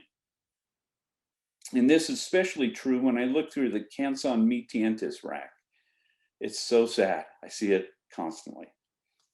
Online paper purchases usually fare better unless they get damaged in shipping, which I've had happen as well.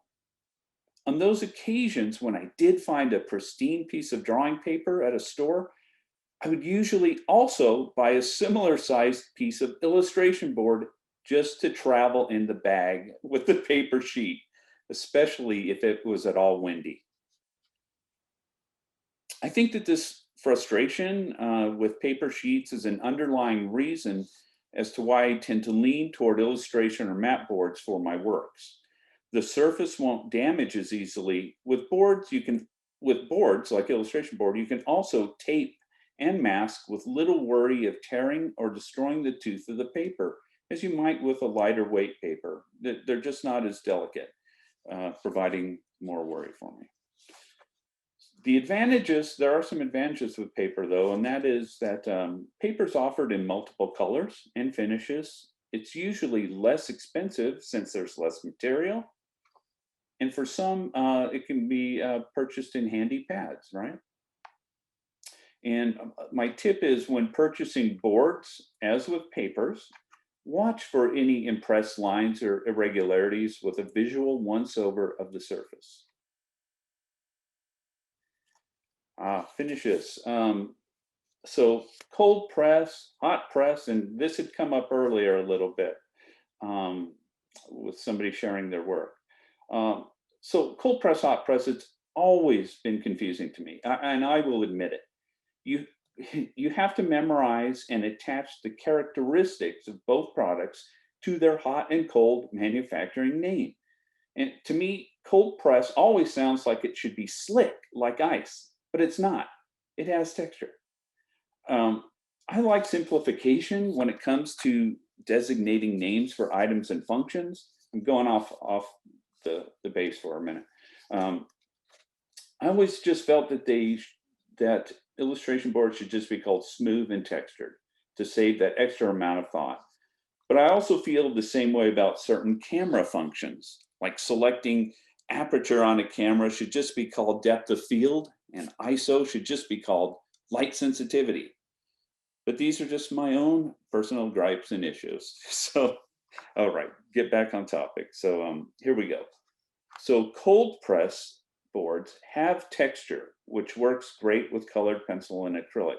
I believe whoever shared the image of the crustacean earlier said they worked on a hot press, which doesn't accept colored pencil as well as the cold press. The Strathmore brand textured cold press finish is called the vellum finish, which has some tooths similar to vellum paper. It's simply a surface with texture. Now, hot press boards have a surface which is smooth and slick and won't grab colored pencils as well, but they work amazingly with ink and graphite. And Strathmore calls their hot pressed version plate finish. I'm going to talk about a little bit about something called sizing. Yawn, I know, but I'll get through it fast. So what is sizing and why is it important to illustration boards and art papers? Well, sizing is used during the manufacturing of papers to alter the absorption. So these sizing chemicals help inks and paints to dry on the paper surface rather than soaking it into the board's core. It basically keeps your paper surface from acting like a paper towel.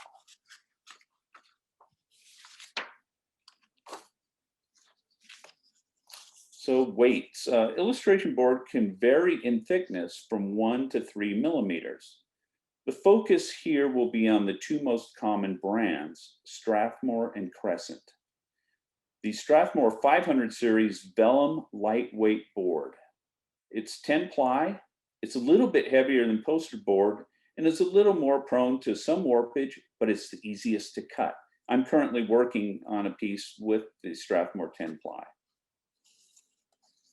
Crescent, the Strathmore 500 series down here, the heavier board, heavyweight board is 20 ply. Now it's more durable.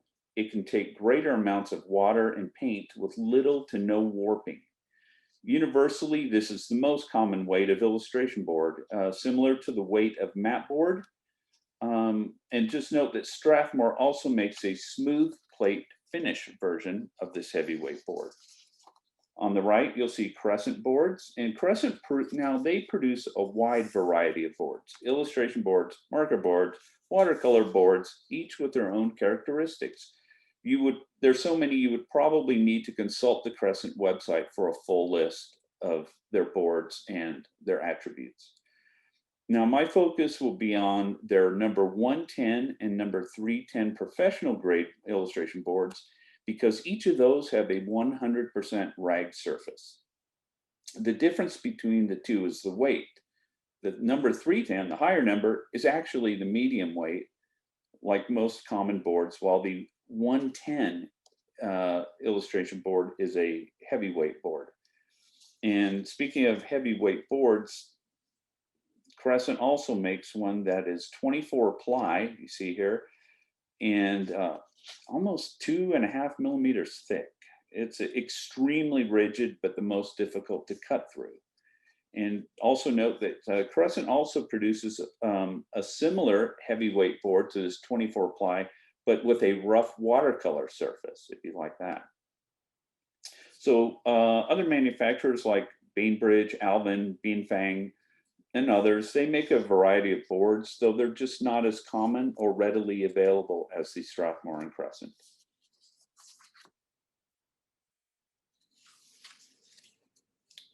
So in my early days of purchasing illustration board, there was only one size. That was it, 30 by 40 inch. These days, manufacturers are now pre-cutting and packaging the boards into more user-friendly sizes. The most common pre-cut sizes are full board size, 30 by 40, half sheet, 30 by 20, there's half of that even, there's a 15 by 20, and then half of that, which is a 10 by 15. There's also pre-cut packs of 11 by 14 as well. I believe Crescent makes those. I think that one of the illustration board drawbacks for some artists, and this is something I get feedback on from you, is their reluctance to use it more frequently, is that the thickness of the material makes it more difficult to cut than a paper sheet. Also, for those who are not that good with the utility knife, craft blade or X-Acto blade, the fear of injury can make it more daunting. But personally, I have carefully cut through illustration boards and mat boards and the like, literally hundreds of times without incident. So here are a few tips to help those who haven't had the practice, and my apologies to those that have a lot of board cutting experience.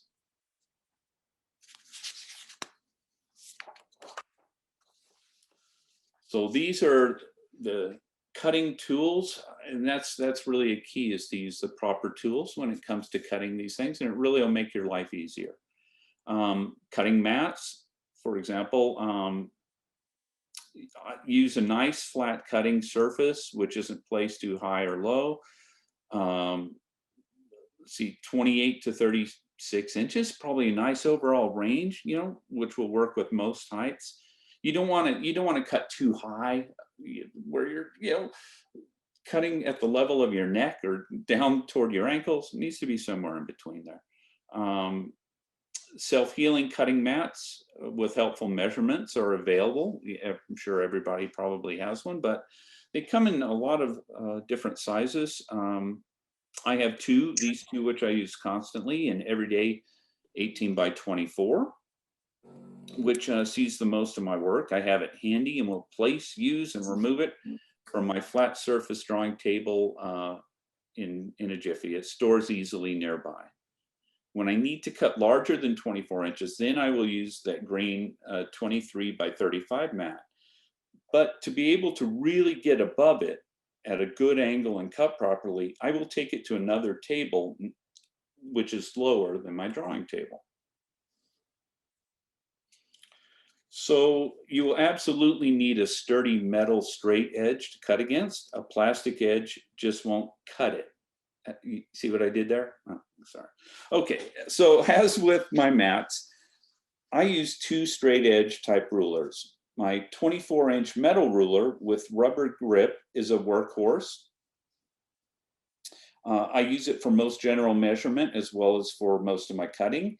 And for me, a metal ruler used for cutting any material longer than 24 inches tends to become too unstable and will shift more frequently. I think I know what you probably know what I'm talking about when you're trying to cut a very long edge. If you need to cut anything longer than, say, 24 inches, and if you don't have good hand strength, or if you're just more uneasy about cutting along a metal ruler, I would suggest purchasing a professional safety ruler. Here you see the bottom of it. So here is a safety ruler, and I received one of these unexpectedly as a gift about, I don't know, 12 years ago. And I've used it on numerous occasions.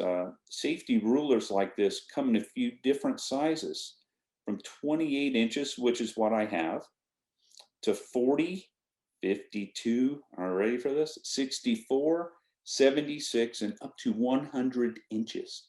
Can you imagine having a 100-inch straight edge? My goodness, you can cut through drywall with that, I think. But so each has a solid 3-inch base with a highly texturized rubber on the bottom side. It will really grip the surface, helping with stability. It's a quality product that works well and helps reduce the possibility of injury. Now, they range in price from about $40 to $200. And my tip is, if possible, always use a safety ruler if you're cutting the 24-ply, very heavyweight illustration board. You'll thank me later. So I suggest using one of those when cutting really thick and heavy materials. Now everybody has something like this, and knife or blade. And personally, I've always preferred using X-Acto brand blades with the common number 11 blade. There's personal choice, but that's the one I've used for years and years with success. I've experimented with others, but I always come back to that size. And I'm just a side note, so I have found a great quality pack of blades similar to the X-Acto number 11. If you can see them here in the little holder, it's exactly the same size. I don't know if they're called number 11, but so these, I found this pack at the Daiso store in Southern California. There's a chain of them there, right? I don't think they have any out here in Nevada, so I'll need to stock up again if I can. But they cost less, they work great. And like I said, they're cheaper. So if you find yourself in a Daiso, see if they still have the blades. They're a great value. Now, if you prefer a utility knife or other style of craft knife, that's fine, whatever you feel comfortable with. Just stay sharp, chapter 214, all right? Keep that blade sharp. And that goes without saying. Using dull blades will make you work harder and can produce rough, irregular edges, and you don't want that. You might as well be cutting with a rusty butter knife, right? With cutting, using proper tools helps. And now I am unsure if you can bevel cut illustration board like you could with mat board, which has a softer core. I don't think so, but hey, you're welcome to try it out. So now that we've covered the tools, we'll just talk just for a minute about the cutting process. Easily the most important tip when cutting illustration board is to not try and cut through the board with just one pass of the blade. You will need a small amount of patience to make a proper cut. And that is the key really when cutting board is patience. And several passes with a sharp knife will do the trick. Now the thinnest 10-ply boards, which I showed earlier, might need about 3 passes of the knife. The 20-ply, maybe 5 to 7, and so forth. You should apply slightly firm and even pressure with your cuts. There's no need to overdo it by pressing too hard. You can just make additional passes. Now that brings up a burning question. After you become a master board cutter, what do you do with scrap pieces? You make color test strips, use them for small artworks, make a mobile with them. The possibilities are endless, but if you do enough board cutting, there will be useful scraps. Well, we've covered the overall physical characteristics about illustration board, so thank you for sitting through that. I'll now turn to an area where this product really shines and is the main reason I would choose this as my all-time surface. And that's versatility. Let's take a look at what works best with illustration board.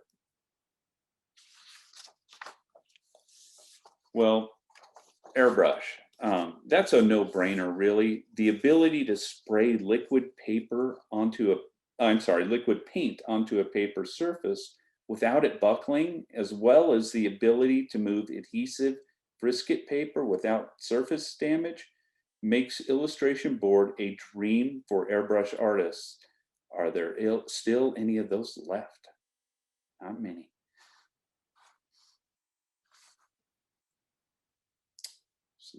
So now acrylic. Not only can you spray water-based paint on illustration board, but you can brush it on as well, leaving those canvases to collect dust. Personally, I like painting on a firm surface like illustration board versus a traditional stretched canvas that has give or play when you push on it.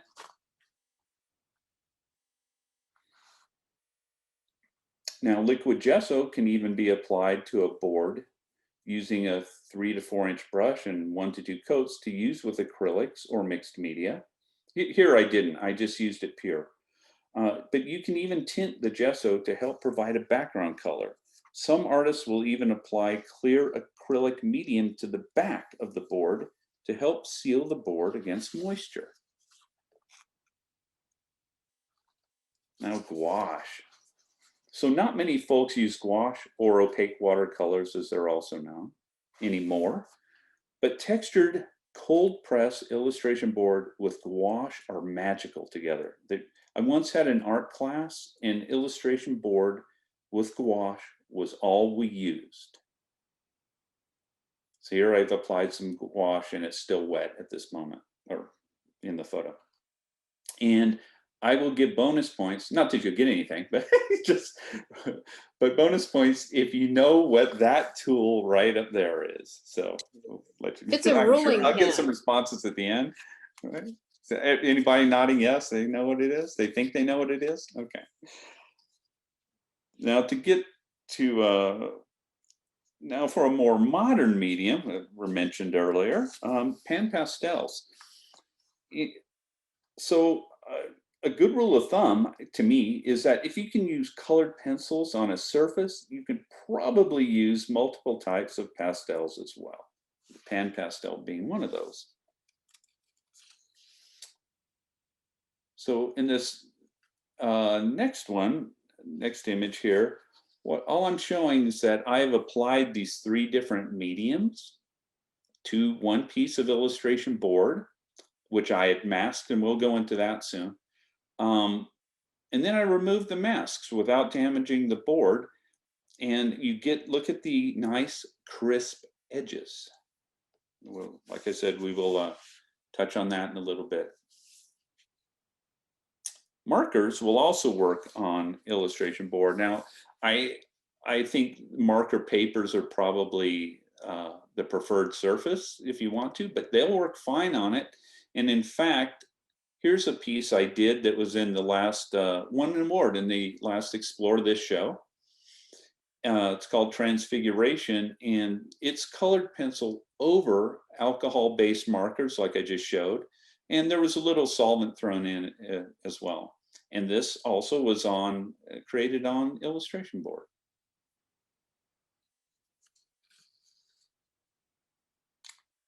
Ink. All right, so ink works amazingly on illustration board, especially the smooth hot press. Now I used that formula for over a decade as a pen and ink stipple artist. And as it says down there, long ago I was a pen and ink artist specializing in advertising there in Southern California. I had at that time when I was an illustrator, I had an agent, or artist rep as they were called. I had one in LA and then one in New York, and was a busy stipple illustrator for about a decade. And finally, graphite. So both finishes of illustration board work well with graphite. Even the smooth hot press, I'm sorry, which is this here. And this is a piece I did long ago, and it's still held up. I've done a few graphite pieces in the last couple of years. It's been on paper, but as we learned earlier, illustration board is simply paper adhered to a backing, so it's similar. But I really do love drawing with graphite on illustration board. I just haven't done it in forever. And of course, watercolor. Watercolor works fine on the cold press illustration board. And as I mentioned earlier, there's even a board that has a rougher watercolor surface to it.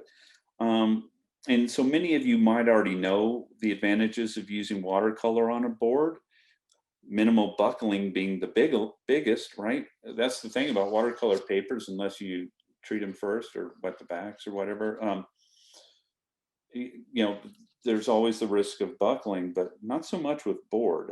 You can offset any potential warping by taping it down to a hard board like watercolor paper, and you can even wet the backside of the board and let it stand or hang to dry as well. Now, finally, we get to colored pencils. So using colored pencil dry. And as with most drawing substrates, colored pencil can be used lightly on illustration board, letting the natural tooth of the board provide a beautiful textural look.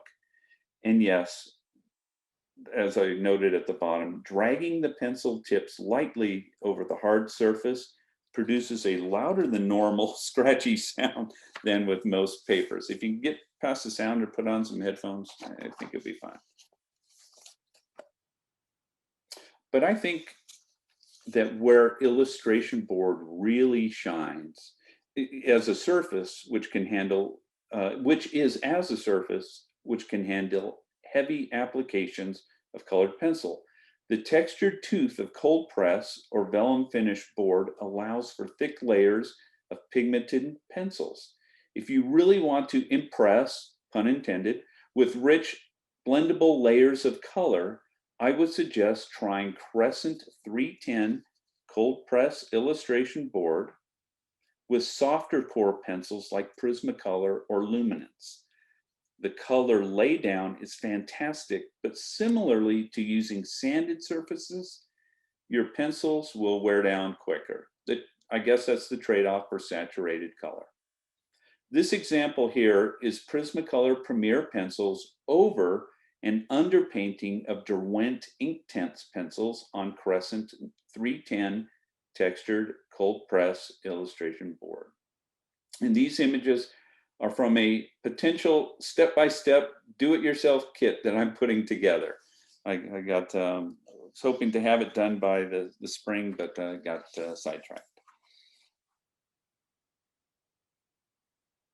So here's a piece of colored pencil art and airbrush. It's a combo piece, which I did on illustration board long ago. And one of the many benefits of using board, which I touched on, is the ability to apply removable stencils or apply clean masking to it, regardless of the medium. So what I did on this piece was I airbrushed acrylic on this illustration board, but that glove, the letters, the tiles at the bottom with the spheres, those were all masked out. Then after I sprayed the background, changing colors, I think I started with the yellow and then did the magenta up to the dark purple. Then I removed, after drying, I removed the masks and then did all the colored pencil work, which is the gloves and everything else, the glove, the letters, etc. So we're going to go into masking, which is one of the cool features with illustration board that you can do. So one of the benefits is the ability to apply removable stencils, like I said. And let's see, do I have another one? Yeah, okay. So these are a couple of the different tapes that can be used. And one of those in particular that I think is incredible is actually Scotch tape.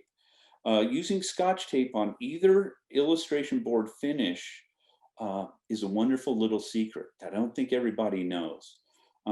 Other tapes work fine too. The others I showed, any sort of masking tape or artist tape, but not quite like the Scotch tape. When you apply it, it just must be applied firmly without wrinkles for crisp edges, and it's best for objects with straight lines. And just a note, when using wet media with any tape or frisket, it will be more suspect to bleeding if you overlap a second layer of tape or stencil paper. So if you see this image on the left where I'm using my cursor, so what I did was I just applied Scotch tape in this little sort of a grid pattern, and I left these 4 little open windows for just some pure Prismacolor pencil. In image B here, I've cleanly removed the mask, and you can see the nice crisp edges, which is solid burnished color, really. Another way to mask is to use frisket paper, right? An adhesive film that has a removable backing. It's used by airbrush artists and more. It peels from its backing, can be placed on illustration board, and then gently cut to create a mask so as not to score the surface. Another option in using that is to pre-cut shapes in advance. then peel and adhere. And no, I'm not left-handed. I just can't take a photo with my left hand. So, but yeah, you can, in this example, what I did was I cut the frisket, I peeled it off, and I applied it to the illustration board in step 2. Then in step 3, I just took some water-soluble colored pencils. I think Derwent ink tints, that's pretty much the only ones I'll use. So I added the dry and then added water, brushed in some water on top of that, let it dry. And then in number 4, you can see where I've peeled and removed the stencil. Now, another final option on this, which is a more high-tech option, but it's pretty cool when you start to think of the creative way you can use this, is a Cricut machine or similar machine. I'm not sure if everybody's familiar with them. I think Silhouette is another similar product. So a Cricut machine, if you're unfamiliar with them, it's a personal die cut machine, which is capable of cutting through all kinds of papers, some boards like matte boards or non-heavyweight illustration boards. And with the Cricut deep cut blade, it should be able to cut anything up to 2 millimeters. So, but say nothing as thick as like an 8-ply matte board, it won't cut that. It will even cut certain leathers, things like that, as long as they're not too thick. It cuts through sticker paper, all sorts of things. So, in essence, a Cricut machine should be able to cut through your paper or lighter boards into custom shapes. Another way to use the Cricut machine is to create more complicated stencils and masks.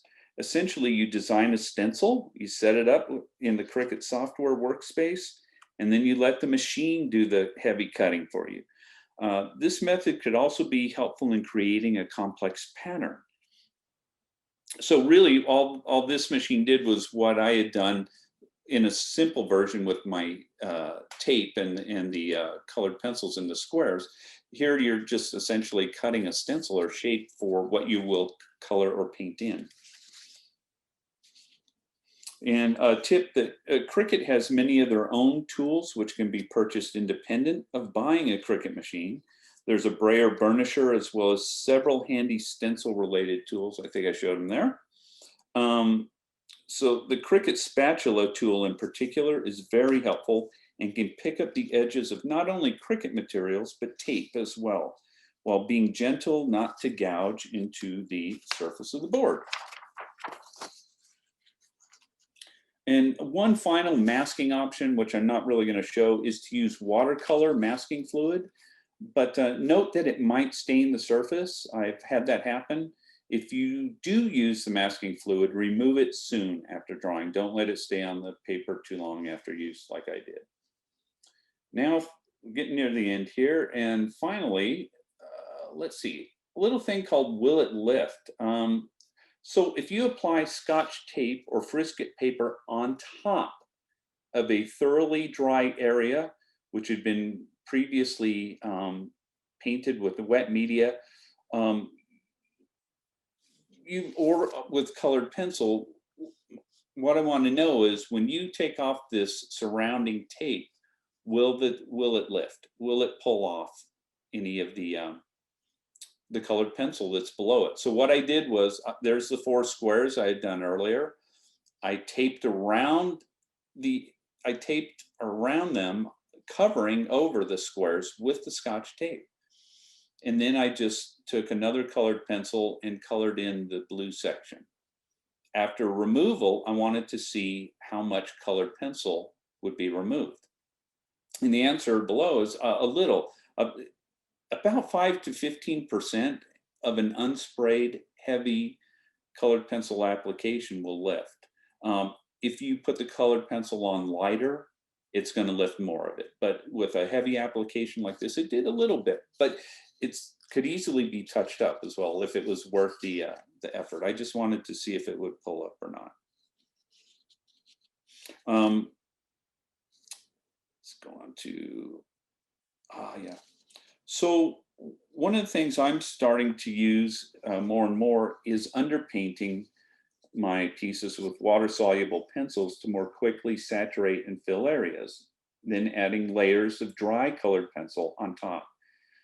Using odorless mineral spirits or solvent on illustration board will work as well, but be advised that the solvent, unlike water, will spread outside of the applied area. It will eventually dry transparent and not leave the original spread halo of saturation, but it's a little disarming when you put it on and you see it spread beyond the area that was applied. And also a tip, if you want to speed up drawing processes, illustration board is hair dryer friendly too. And this is a current thing that I'm working on right here. And this is on that 10-ply Strathmore 500 illustration board. Now, using heat. So here's an example of one of my pieces. So you can use illustration board with a heated surface, as well, or using a heated tool like an Icarus board. In this example, I used an Icarus board turned up high, since this material is thicker, with Strathmore 500 vellum heavyweight board. Now, with a board that thick, you also need to work. You will need to work with high heat, and it will take longer for the heat to penetrate through the surface. And the board might tend to do an overall general warp while using the heat, but it eventually cools down and flattens out. And I think heat actually works great with illustration and matte boards. And really, those boards are essentially just a thick, dense sheet of paper. And as a note, as always, with using heat and heavy amounts of wax-based pencils, be wary of bloom. And that's a whole other subject, but y'all know about that. And finally, the last illustration board virtue, which I can think of, is that you can use it dimensionally. You can cut, glue, tape, and paint illustration board to make 3D works and objects. A trick I used frequently back in art school was to use it dimensionally. White glue, hot glue, strong double stick tape, and spray adhesives all work great in helping to adhere illustration board. You can also paint your the cut edges of your board or use tape to cover seams. Illustration board, one heck of a versatile artist substrate. Thank you. That is it. Thanks, Jeff. That's great. That was awesome. More than you probably ever wanted to know. Now let's see how I can get into this. Okay, guys. Thank you, can Jeff. introduce yourselves. That was interesting. Now, well, I hope so. I love the surface, obviously, and I want everybody else to also, I guess. But so are there any questions or anything I didn't cover? There was just one question I had. Sure. You know how you, when you're using actual watercolor paper, you're rinsing off the sizing? Mm-hmm. What about when you're using watercolor type surface on illustration board? Is that necessary at all? I mean, I never have. No, I've just applied it just straight. Sometimes you can pre-wet an area, right? And then bring your watercolor into it, things like that. Right. Yeah, but I don't know. I've never heard, not that I've done a lot of watercolor. I did long ago. I did more on illustration board with watercolor, but no, it seems to work just fine to me. I experiment like with anything. Well, it's nice because you're coming from the background of a graphics illustrator, so you're applying things like the Cricut and whatever. So which you can use with colored pencil, right? You can, if you had the same a leaf or something that you wanted to repeat over and over on your colored pencil work as, say, a pattern, and maybe each one was a different color. Well, you cut that stencil, put it on there, and it's going to be perfect. And then you just color in each one with your colored pencils. Let's say each one has its own unique color. Carefully peel that away, and it's done. Nice crisp edges. That's great. Very interesting and explained a lot. Now, have you used the museum rising board at all? And no, I haven't yet. One by one. I know of it. I haven't used it yet. I've used plenty of other mat boards and, like I said, illustration boards. And I'll usually use a mat board when there's a dominant color in a piece. If I can find, if I can find a mat board that has the texture I like, because they're not all the same texture, right? Some have more of a waffly type pattern to them, which I don't usually use. But if they have a smoother texture and they're the right color, and if my work has a dominant color in it, then I'll go for a mat board usually. Okay. So basically you like the Strathmore better than the Crescent. You talked a little bit about the Crescent, but it seemed like you focused on the Strathmore. Well, it depends on what you want to do with it. I really think that, so I had one piece I showed, it was called A Little Oil Painting, and it had these oil cans. Now that was on Crescent. And if you're new to illustration board or trying it out, I would highly suggest trying the Crescent first. It really, really saturates into that paper well. And like I said, the 310 and the 110 were ones that had the 100% rag surface to them. Some of the other, like I said, they manufacture a bunch of them, but those ones are, I think, with colored pencil, which is applied heavily, are just magic. They go on so smoothly. It's like spreading butter across across the surface. They really do. It's really neat. I know there are other papers that do it as well, but heck, then you can, like I said, you won't damage your paper. It's durable. Very nice. I'm sorry, Jeff. My internet went down, so I may have missed it, something you covered, but you don't have to treat it at all, the illustration board? No. You can if you're going to use acrylic. I think I mentioned that a little bit. Some people will apply gesso and things like that. You don't have to. I don't use, it's for colored pencil work. No, you don't need to treat it. Okay, and this is a slightly different technical question. How do you get your image on the board? Are you freehanding on the board? Are you transferring? What are you doing? Different ways. So the thing I'm working on now, I did a very simple grid. It was because the shapes on there weren't very complex, I just did a very simple grid method. Other times, I might take my reference, print it to the size it's going to be, put a piece of tracing paper over it in a light box and trace over it, and then transfer that. And I have a method for transferring. I'm not a big fan of the Sorrel paper or transfer papers like that. They're way too, they're too heavy for me, and they're tougher to remove, I think, from the surface. I do with tracing paper and not a heavy vellum, just a large sheet of more inexpensive, thinner tracing paper. Once I have my drawing or tracing on the one side, flip it over, and I'll use a soft lead pencil, anything like a 4B, 6B. The drafting pencil or drafting pencil by General is one of my favorites, and I'll use that on the back, and so I'll cover over all of the line work until it's, everything that's necessary is covered.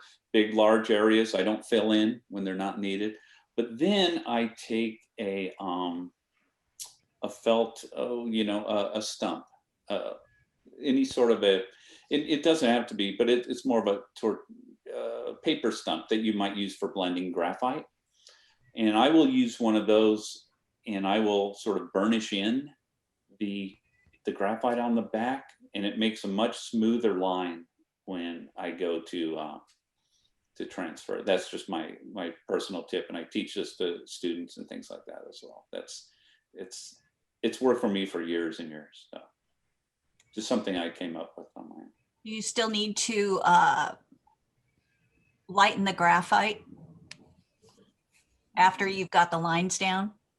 I don't know what you mean by lighten the graphite. Sometimes the graphite's really dark, and some people will go over it with a kneaded eraser just to sort of. Well, right. And so when I go over it again, and this is just from experience, my lines are rarely ever too dark. They're, and yes, after it's pulled up, if there's parts that are too dark or there's excess graphite on it, then yes, I dab at it with a kneaded eraser. Is that what you're asking? Exactly. Oh, okay, yeah. Kneaded eraser, you guys were talking a little about the different erasers, and there's, to me, that is always been just a very powerful tool. I think Helen or somebody was talking about using Tap it back. you're correct, to erase with, and those are fine. I will tend to take a kneaded eraser and mold it to that very fine line and use that over and over. Or as Jane had suggested earlier, sometimes I'll take a magic rub white eraser and I'll actually cut a wedge off of it very finely and use that as well.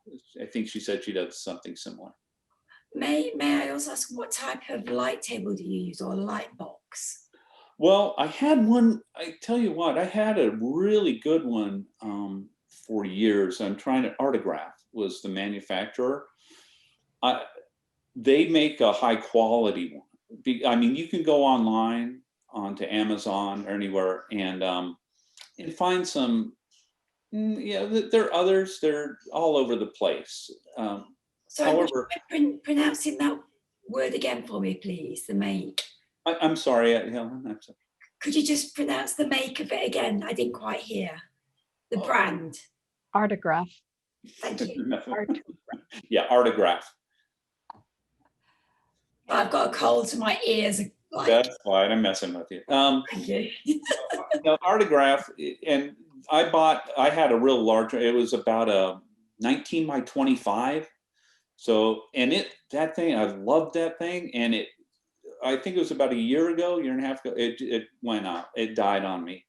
I tried to fix it. I couldn't do it. And it ended up, so now I have a larger, less expensive, not as good, but it's about an 18 by 24 type of tablet.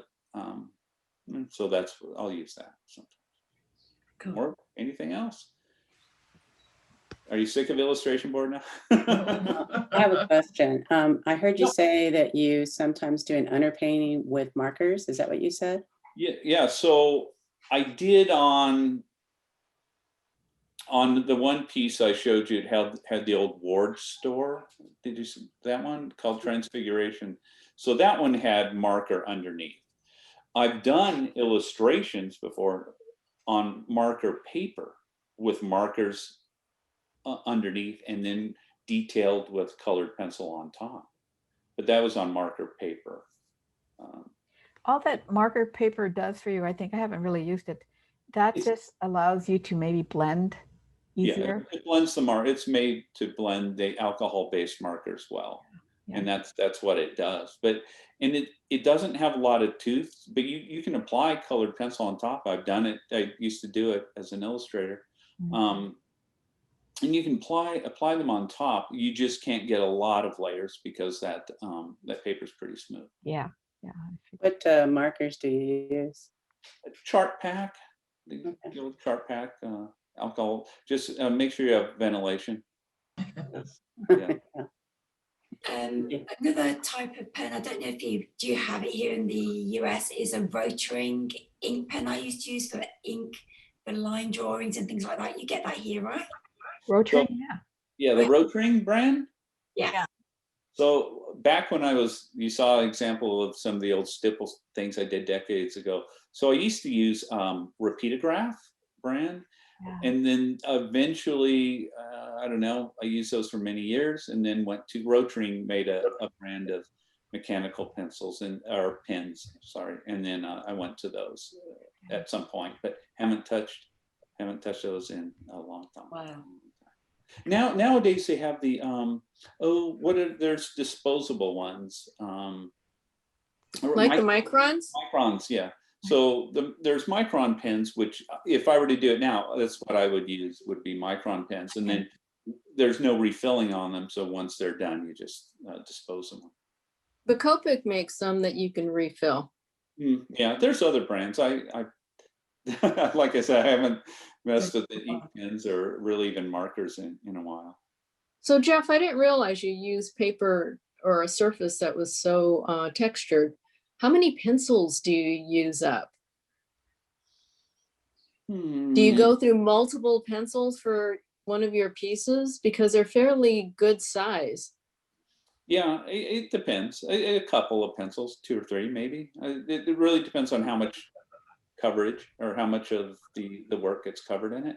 Right now I'm doing a thing that has limited colors, so I have several of the same colored pencil. And I think I can show you right here. I'll be right back. I did something which had a lot of the same color, but you can see this little bag of all of the same color, which I've been wearing down. So I don't know how many are in there, about 9 or 10. And so I use those on one particular piece, and it's still not done.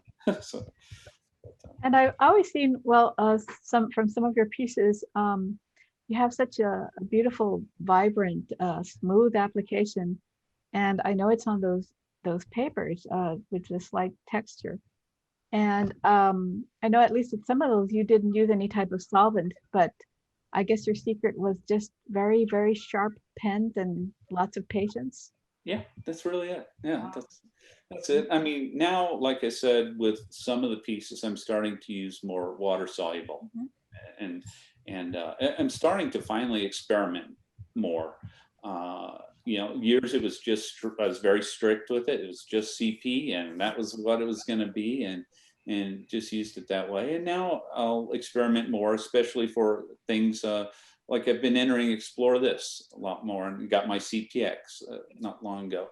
So, but yeah, I'm experimenting more with pan pastels and solvents and water soluble CPs and just other things like that. Different surfaces. I have a new piece.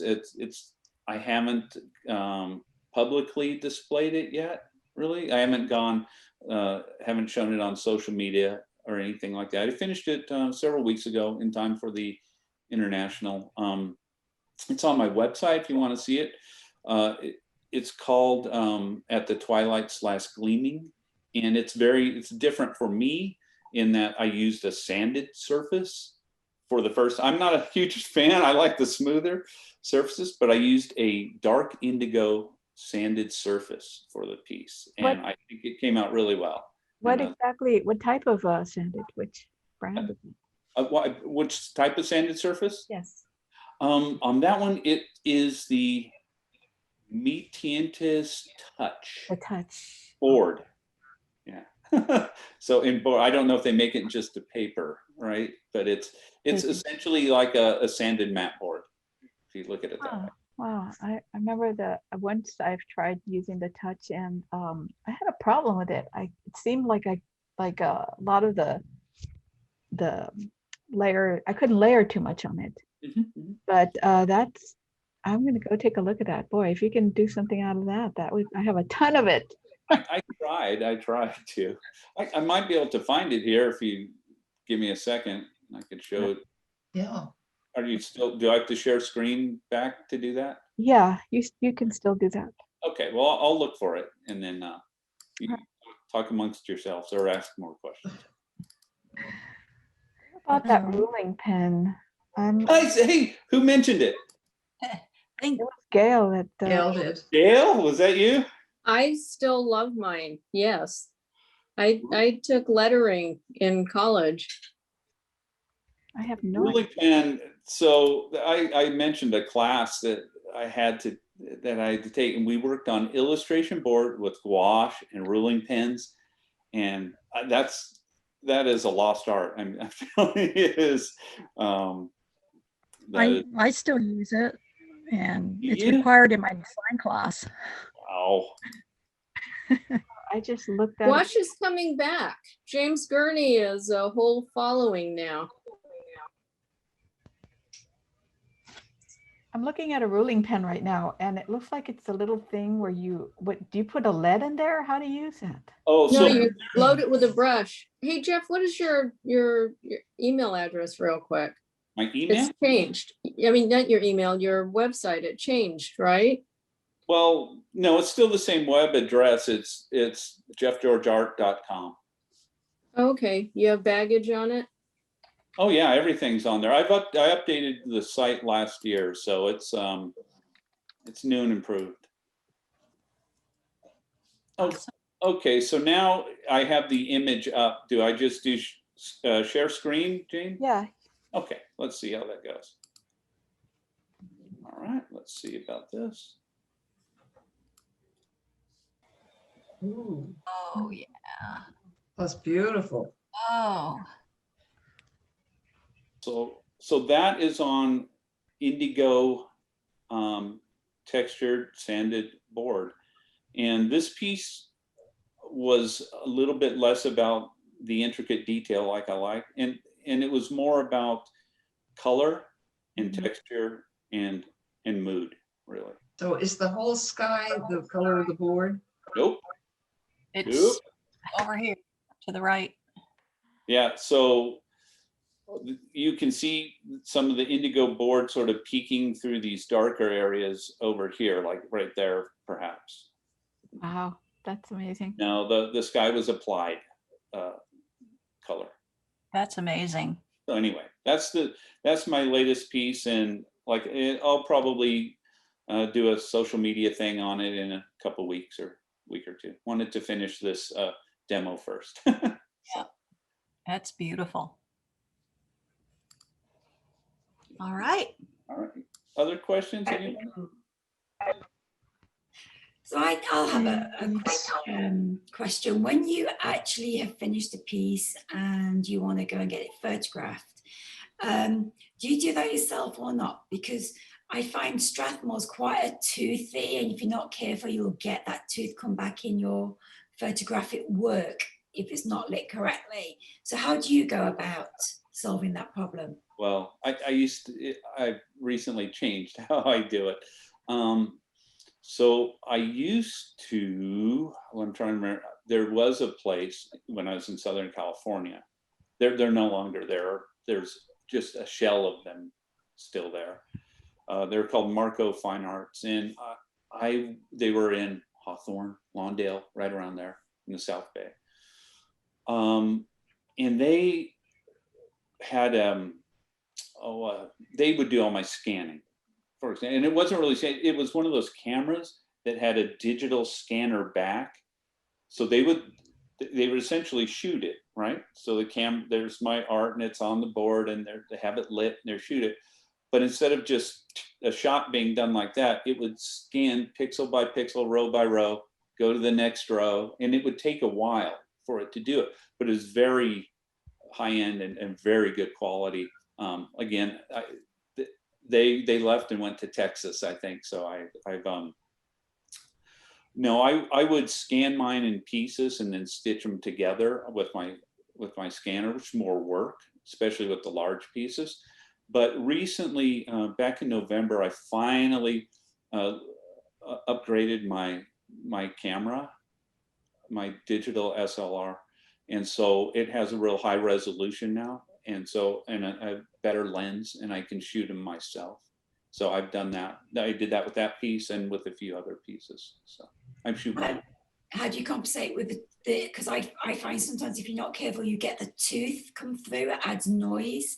Do you just alter for those who want to do that? No, I haven't had I mean, to me, the tooth of the paper will show through as the tooth rather than noise. It might depend on the lighting, the resolution. Yeah. That's my guess. Yeah, Helen, we have that problem too. My husband Marty, he knows. Marty, hi. Do that. I like Marty. Marty's into. Tell him I got a new camera. He'll be happy. Oh, okay, I will. But what he does is, or the setup, he sets it up for me when I have to take a picture. Is he has a nice umbrella type. Reflectors and umbrellas. Yeah, and there are two, so they are at an angle from two directions. Yeah, you can find, there's plenty of articles online about shooting art and the best way. You can look at any of those, and they're helpful. Yeah, I guess you have to experiment and the different light settings, and it gets above my, I don't understand too much, but I cheat. I found a company in LA, which I've recommended on this site on the group, and they charge $50. But they also do the print onto cotton paper, and it's like $8 a print. I found them good, but sometimes you just want to do something yourself, you know, because it's like a 2-hour drive there and back, and it's just for your own records to have a copy of something that you've already given as commission, so you've got something on file. Cool. Jeff, do you spray your work when it's finished? And if you do, with what? Yeah, I spray with, I use a couple of different fixatives. I really like the Grumbacher final fixative. I've been using that for a long time. Always like that one. It's funny, if I want the piece to have more of a matte feel to it, then I might spray it with a matte fixative rather than a glossy. If something, conversely, if I want something to have a nice shiny finish to it, I'll definitely shoot it with a glossier fixative. But I like the Grumbacher. I've used that. There's Krylon, right? There's other ones. There's ones, and there's the Krylon UV. I've used that one a few times. So those are the ones in particular.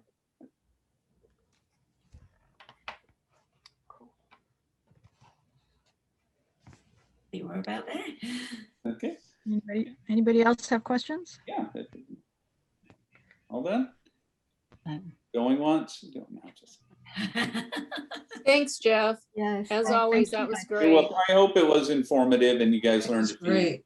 I have to go and do something on Try some masking with illustration board. I mean, even if it's laying some scotch tape down, something real simple, and carefully lifting it up, you see what I mean. It won't, if you do it right, it won't destroy the surface around it, and it'll leave some nice crisp lines. Experiment with it. All right. All right. Thank you for having me. Thanks. Thank you. Thank you very much. Thank you, Jeff. You're welcome. And thanks for Helen and Ruth to keep in contact with you so we can have you. So you got it. Thanks for fitting us in. Glad it all worked out, even though I was a Zoom rookie. So. Yeah, well, great. In the future, we can have you back in real life. Thank you. All right. That's great. It's good to see you. Bye-bye. Bye-bye. All right. So thanks, everybody.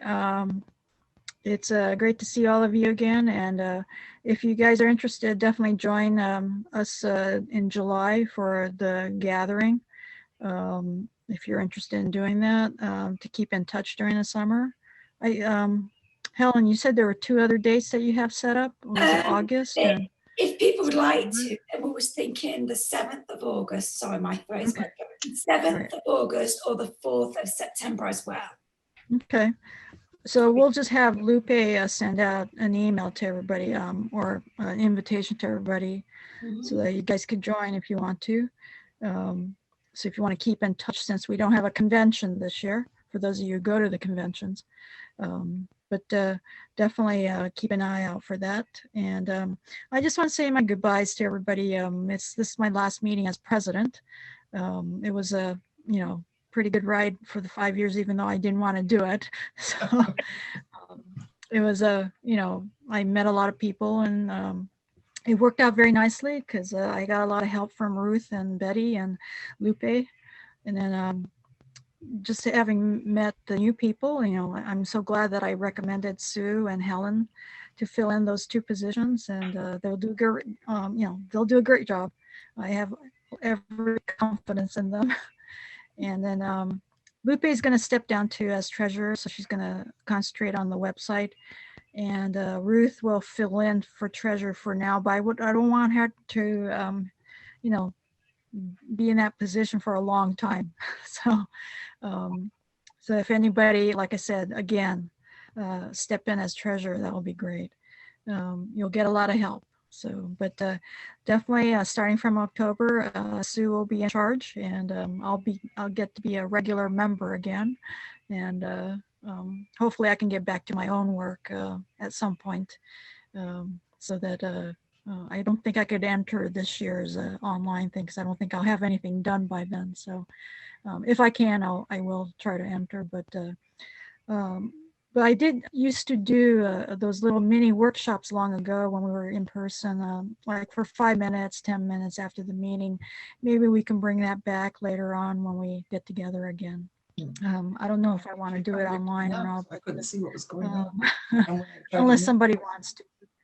But there, there's a lot of things that we can cover, especially those of you who need to get more information about certain techniques or processes. And in this thing with that Jeff brought up was really great. He, even though I knew a lot of the stuff that he was talking about, but it was always nice to see how someone else uses the same tools or uses the same process a different way. So.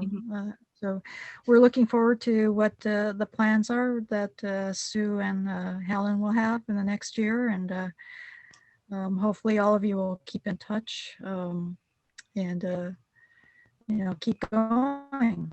So we have a great, chapter. And, I was surprised when I looked at the map for chapters in our country. There's only 21, and it's all spread out either on the East Coast or on the West Coast. There's very little in the middle, which I was surprised. A lot of chapters have died and not have come back. So, so we're one of the survivors, and there's 3 of us in California, which is great.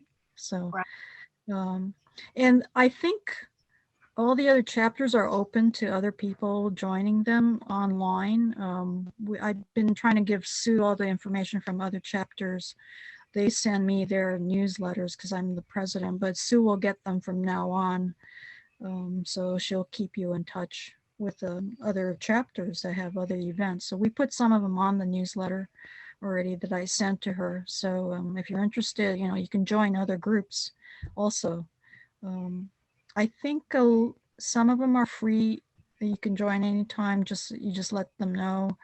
I think some are paid, but it's a neat way to keep in touch with the other color pencil artists if you don't go to the conventions, because that's only once a year. So it's always nice for a lot of people to get together in that respect. So, but definitely Sue and Helen will keep you informed about all that stuff. All right, so thanks a lot, guys, again, and thanks to the board for helping me out. And like I said, I'm glad to actually pass the baton. So I get to relax a little bit.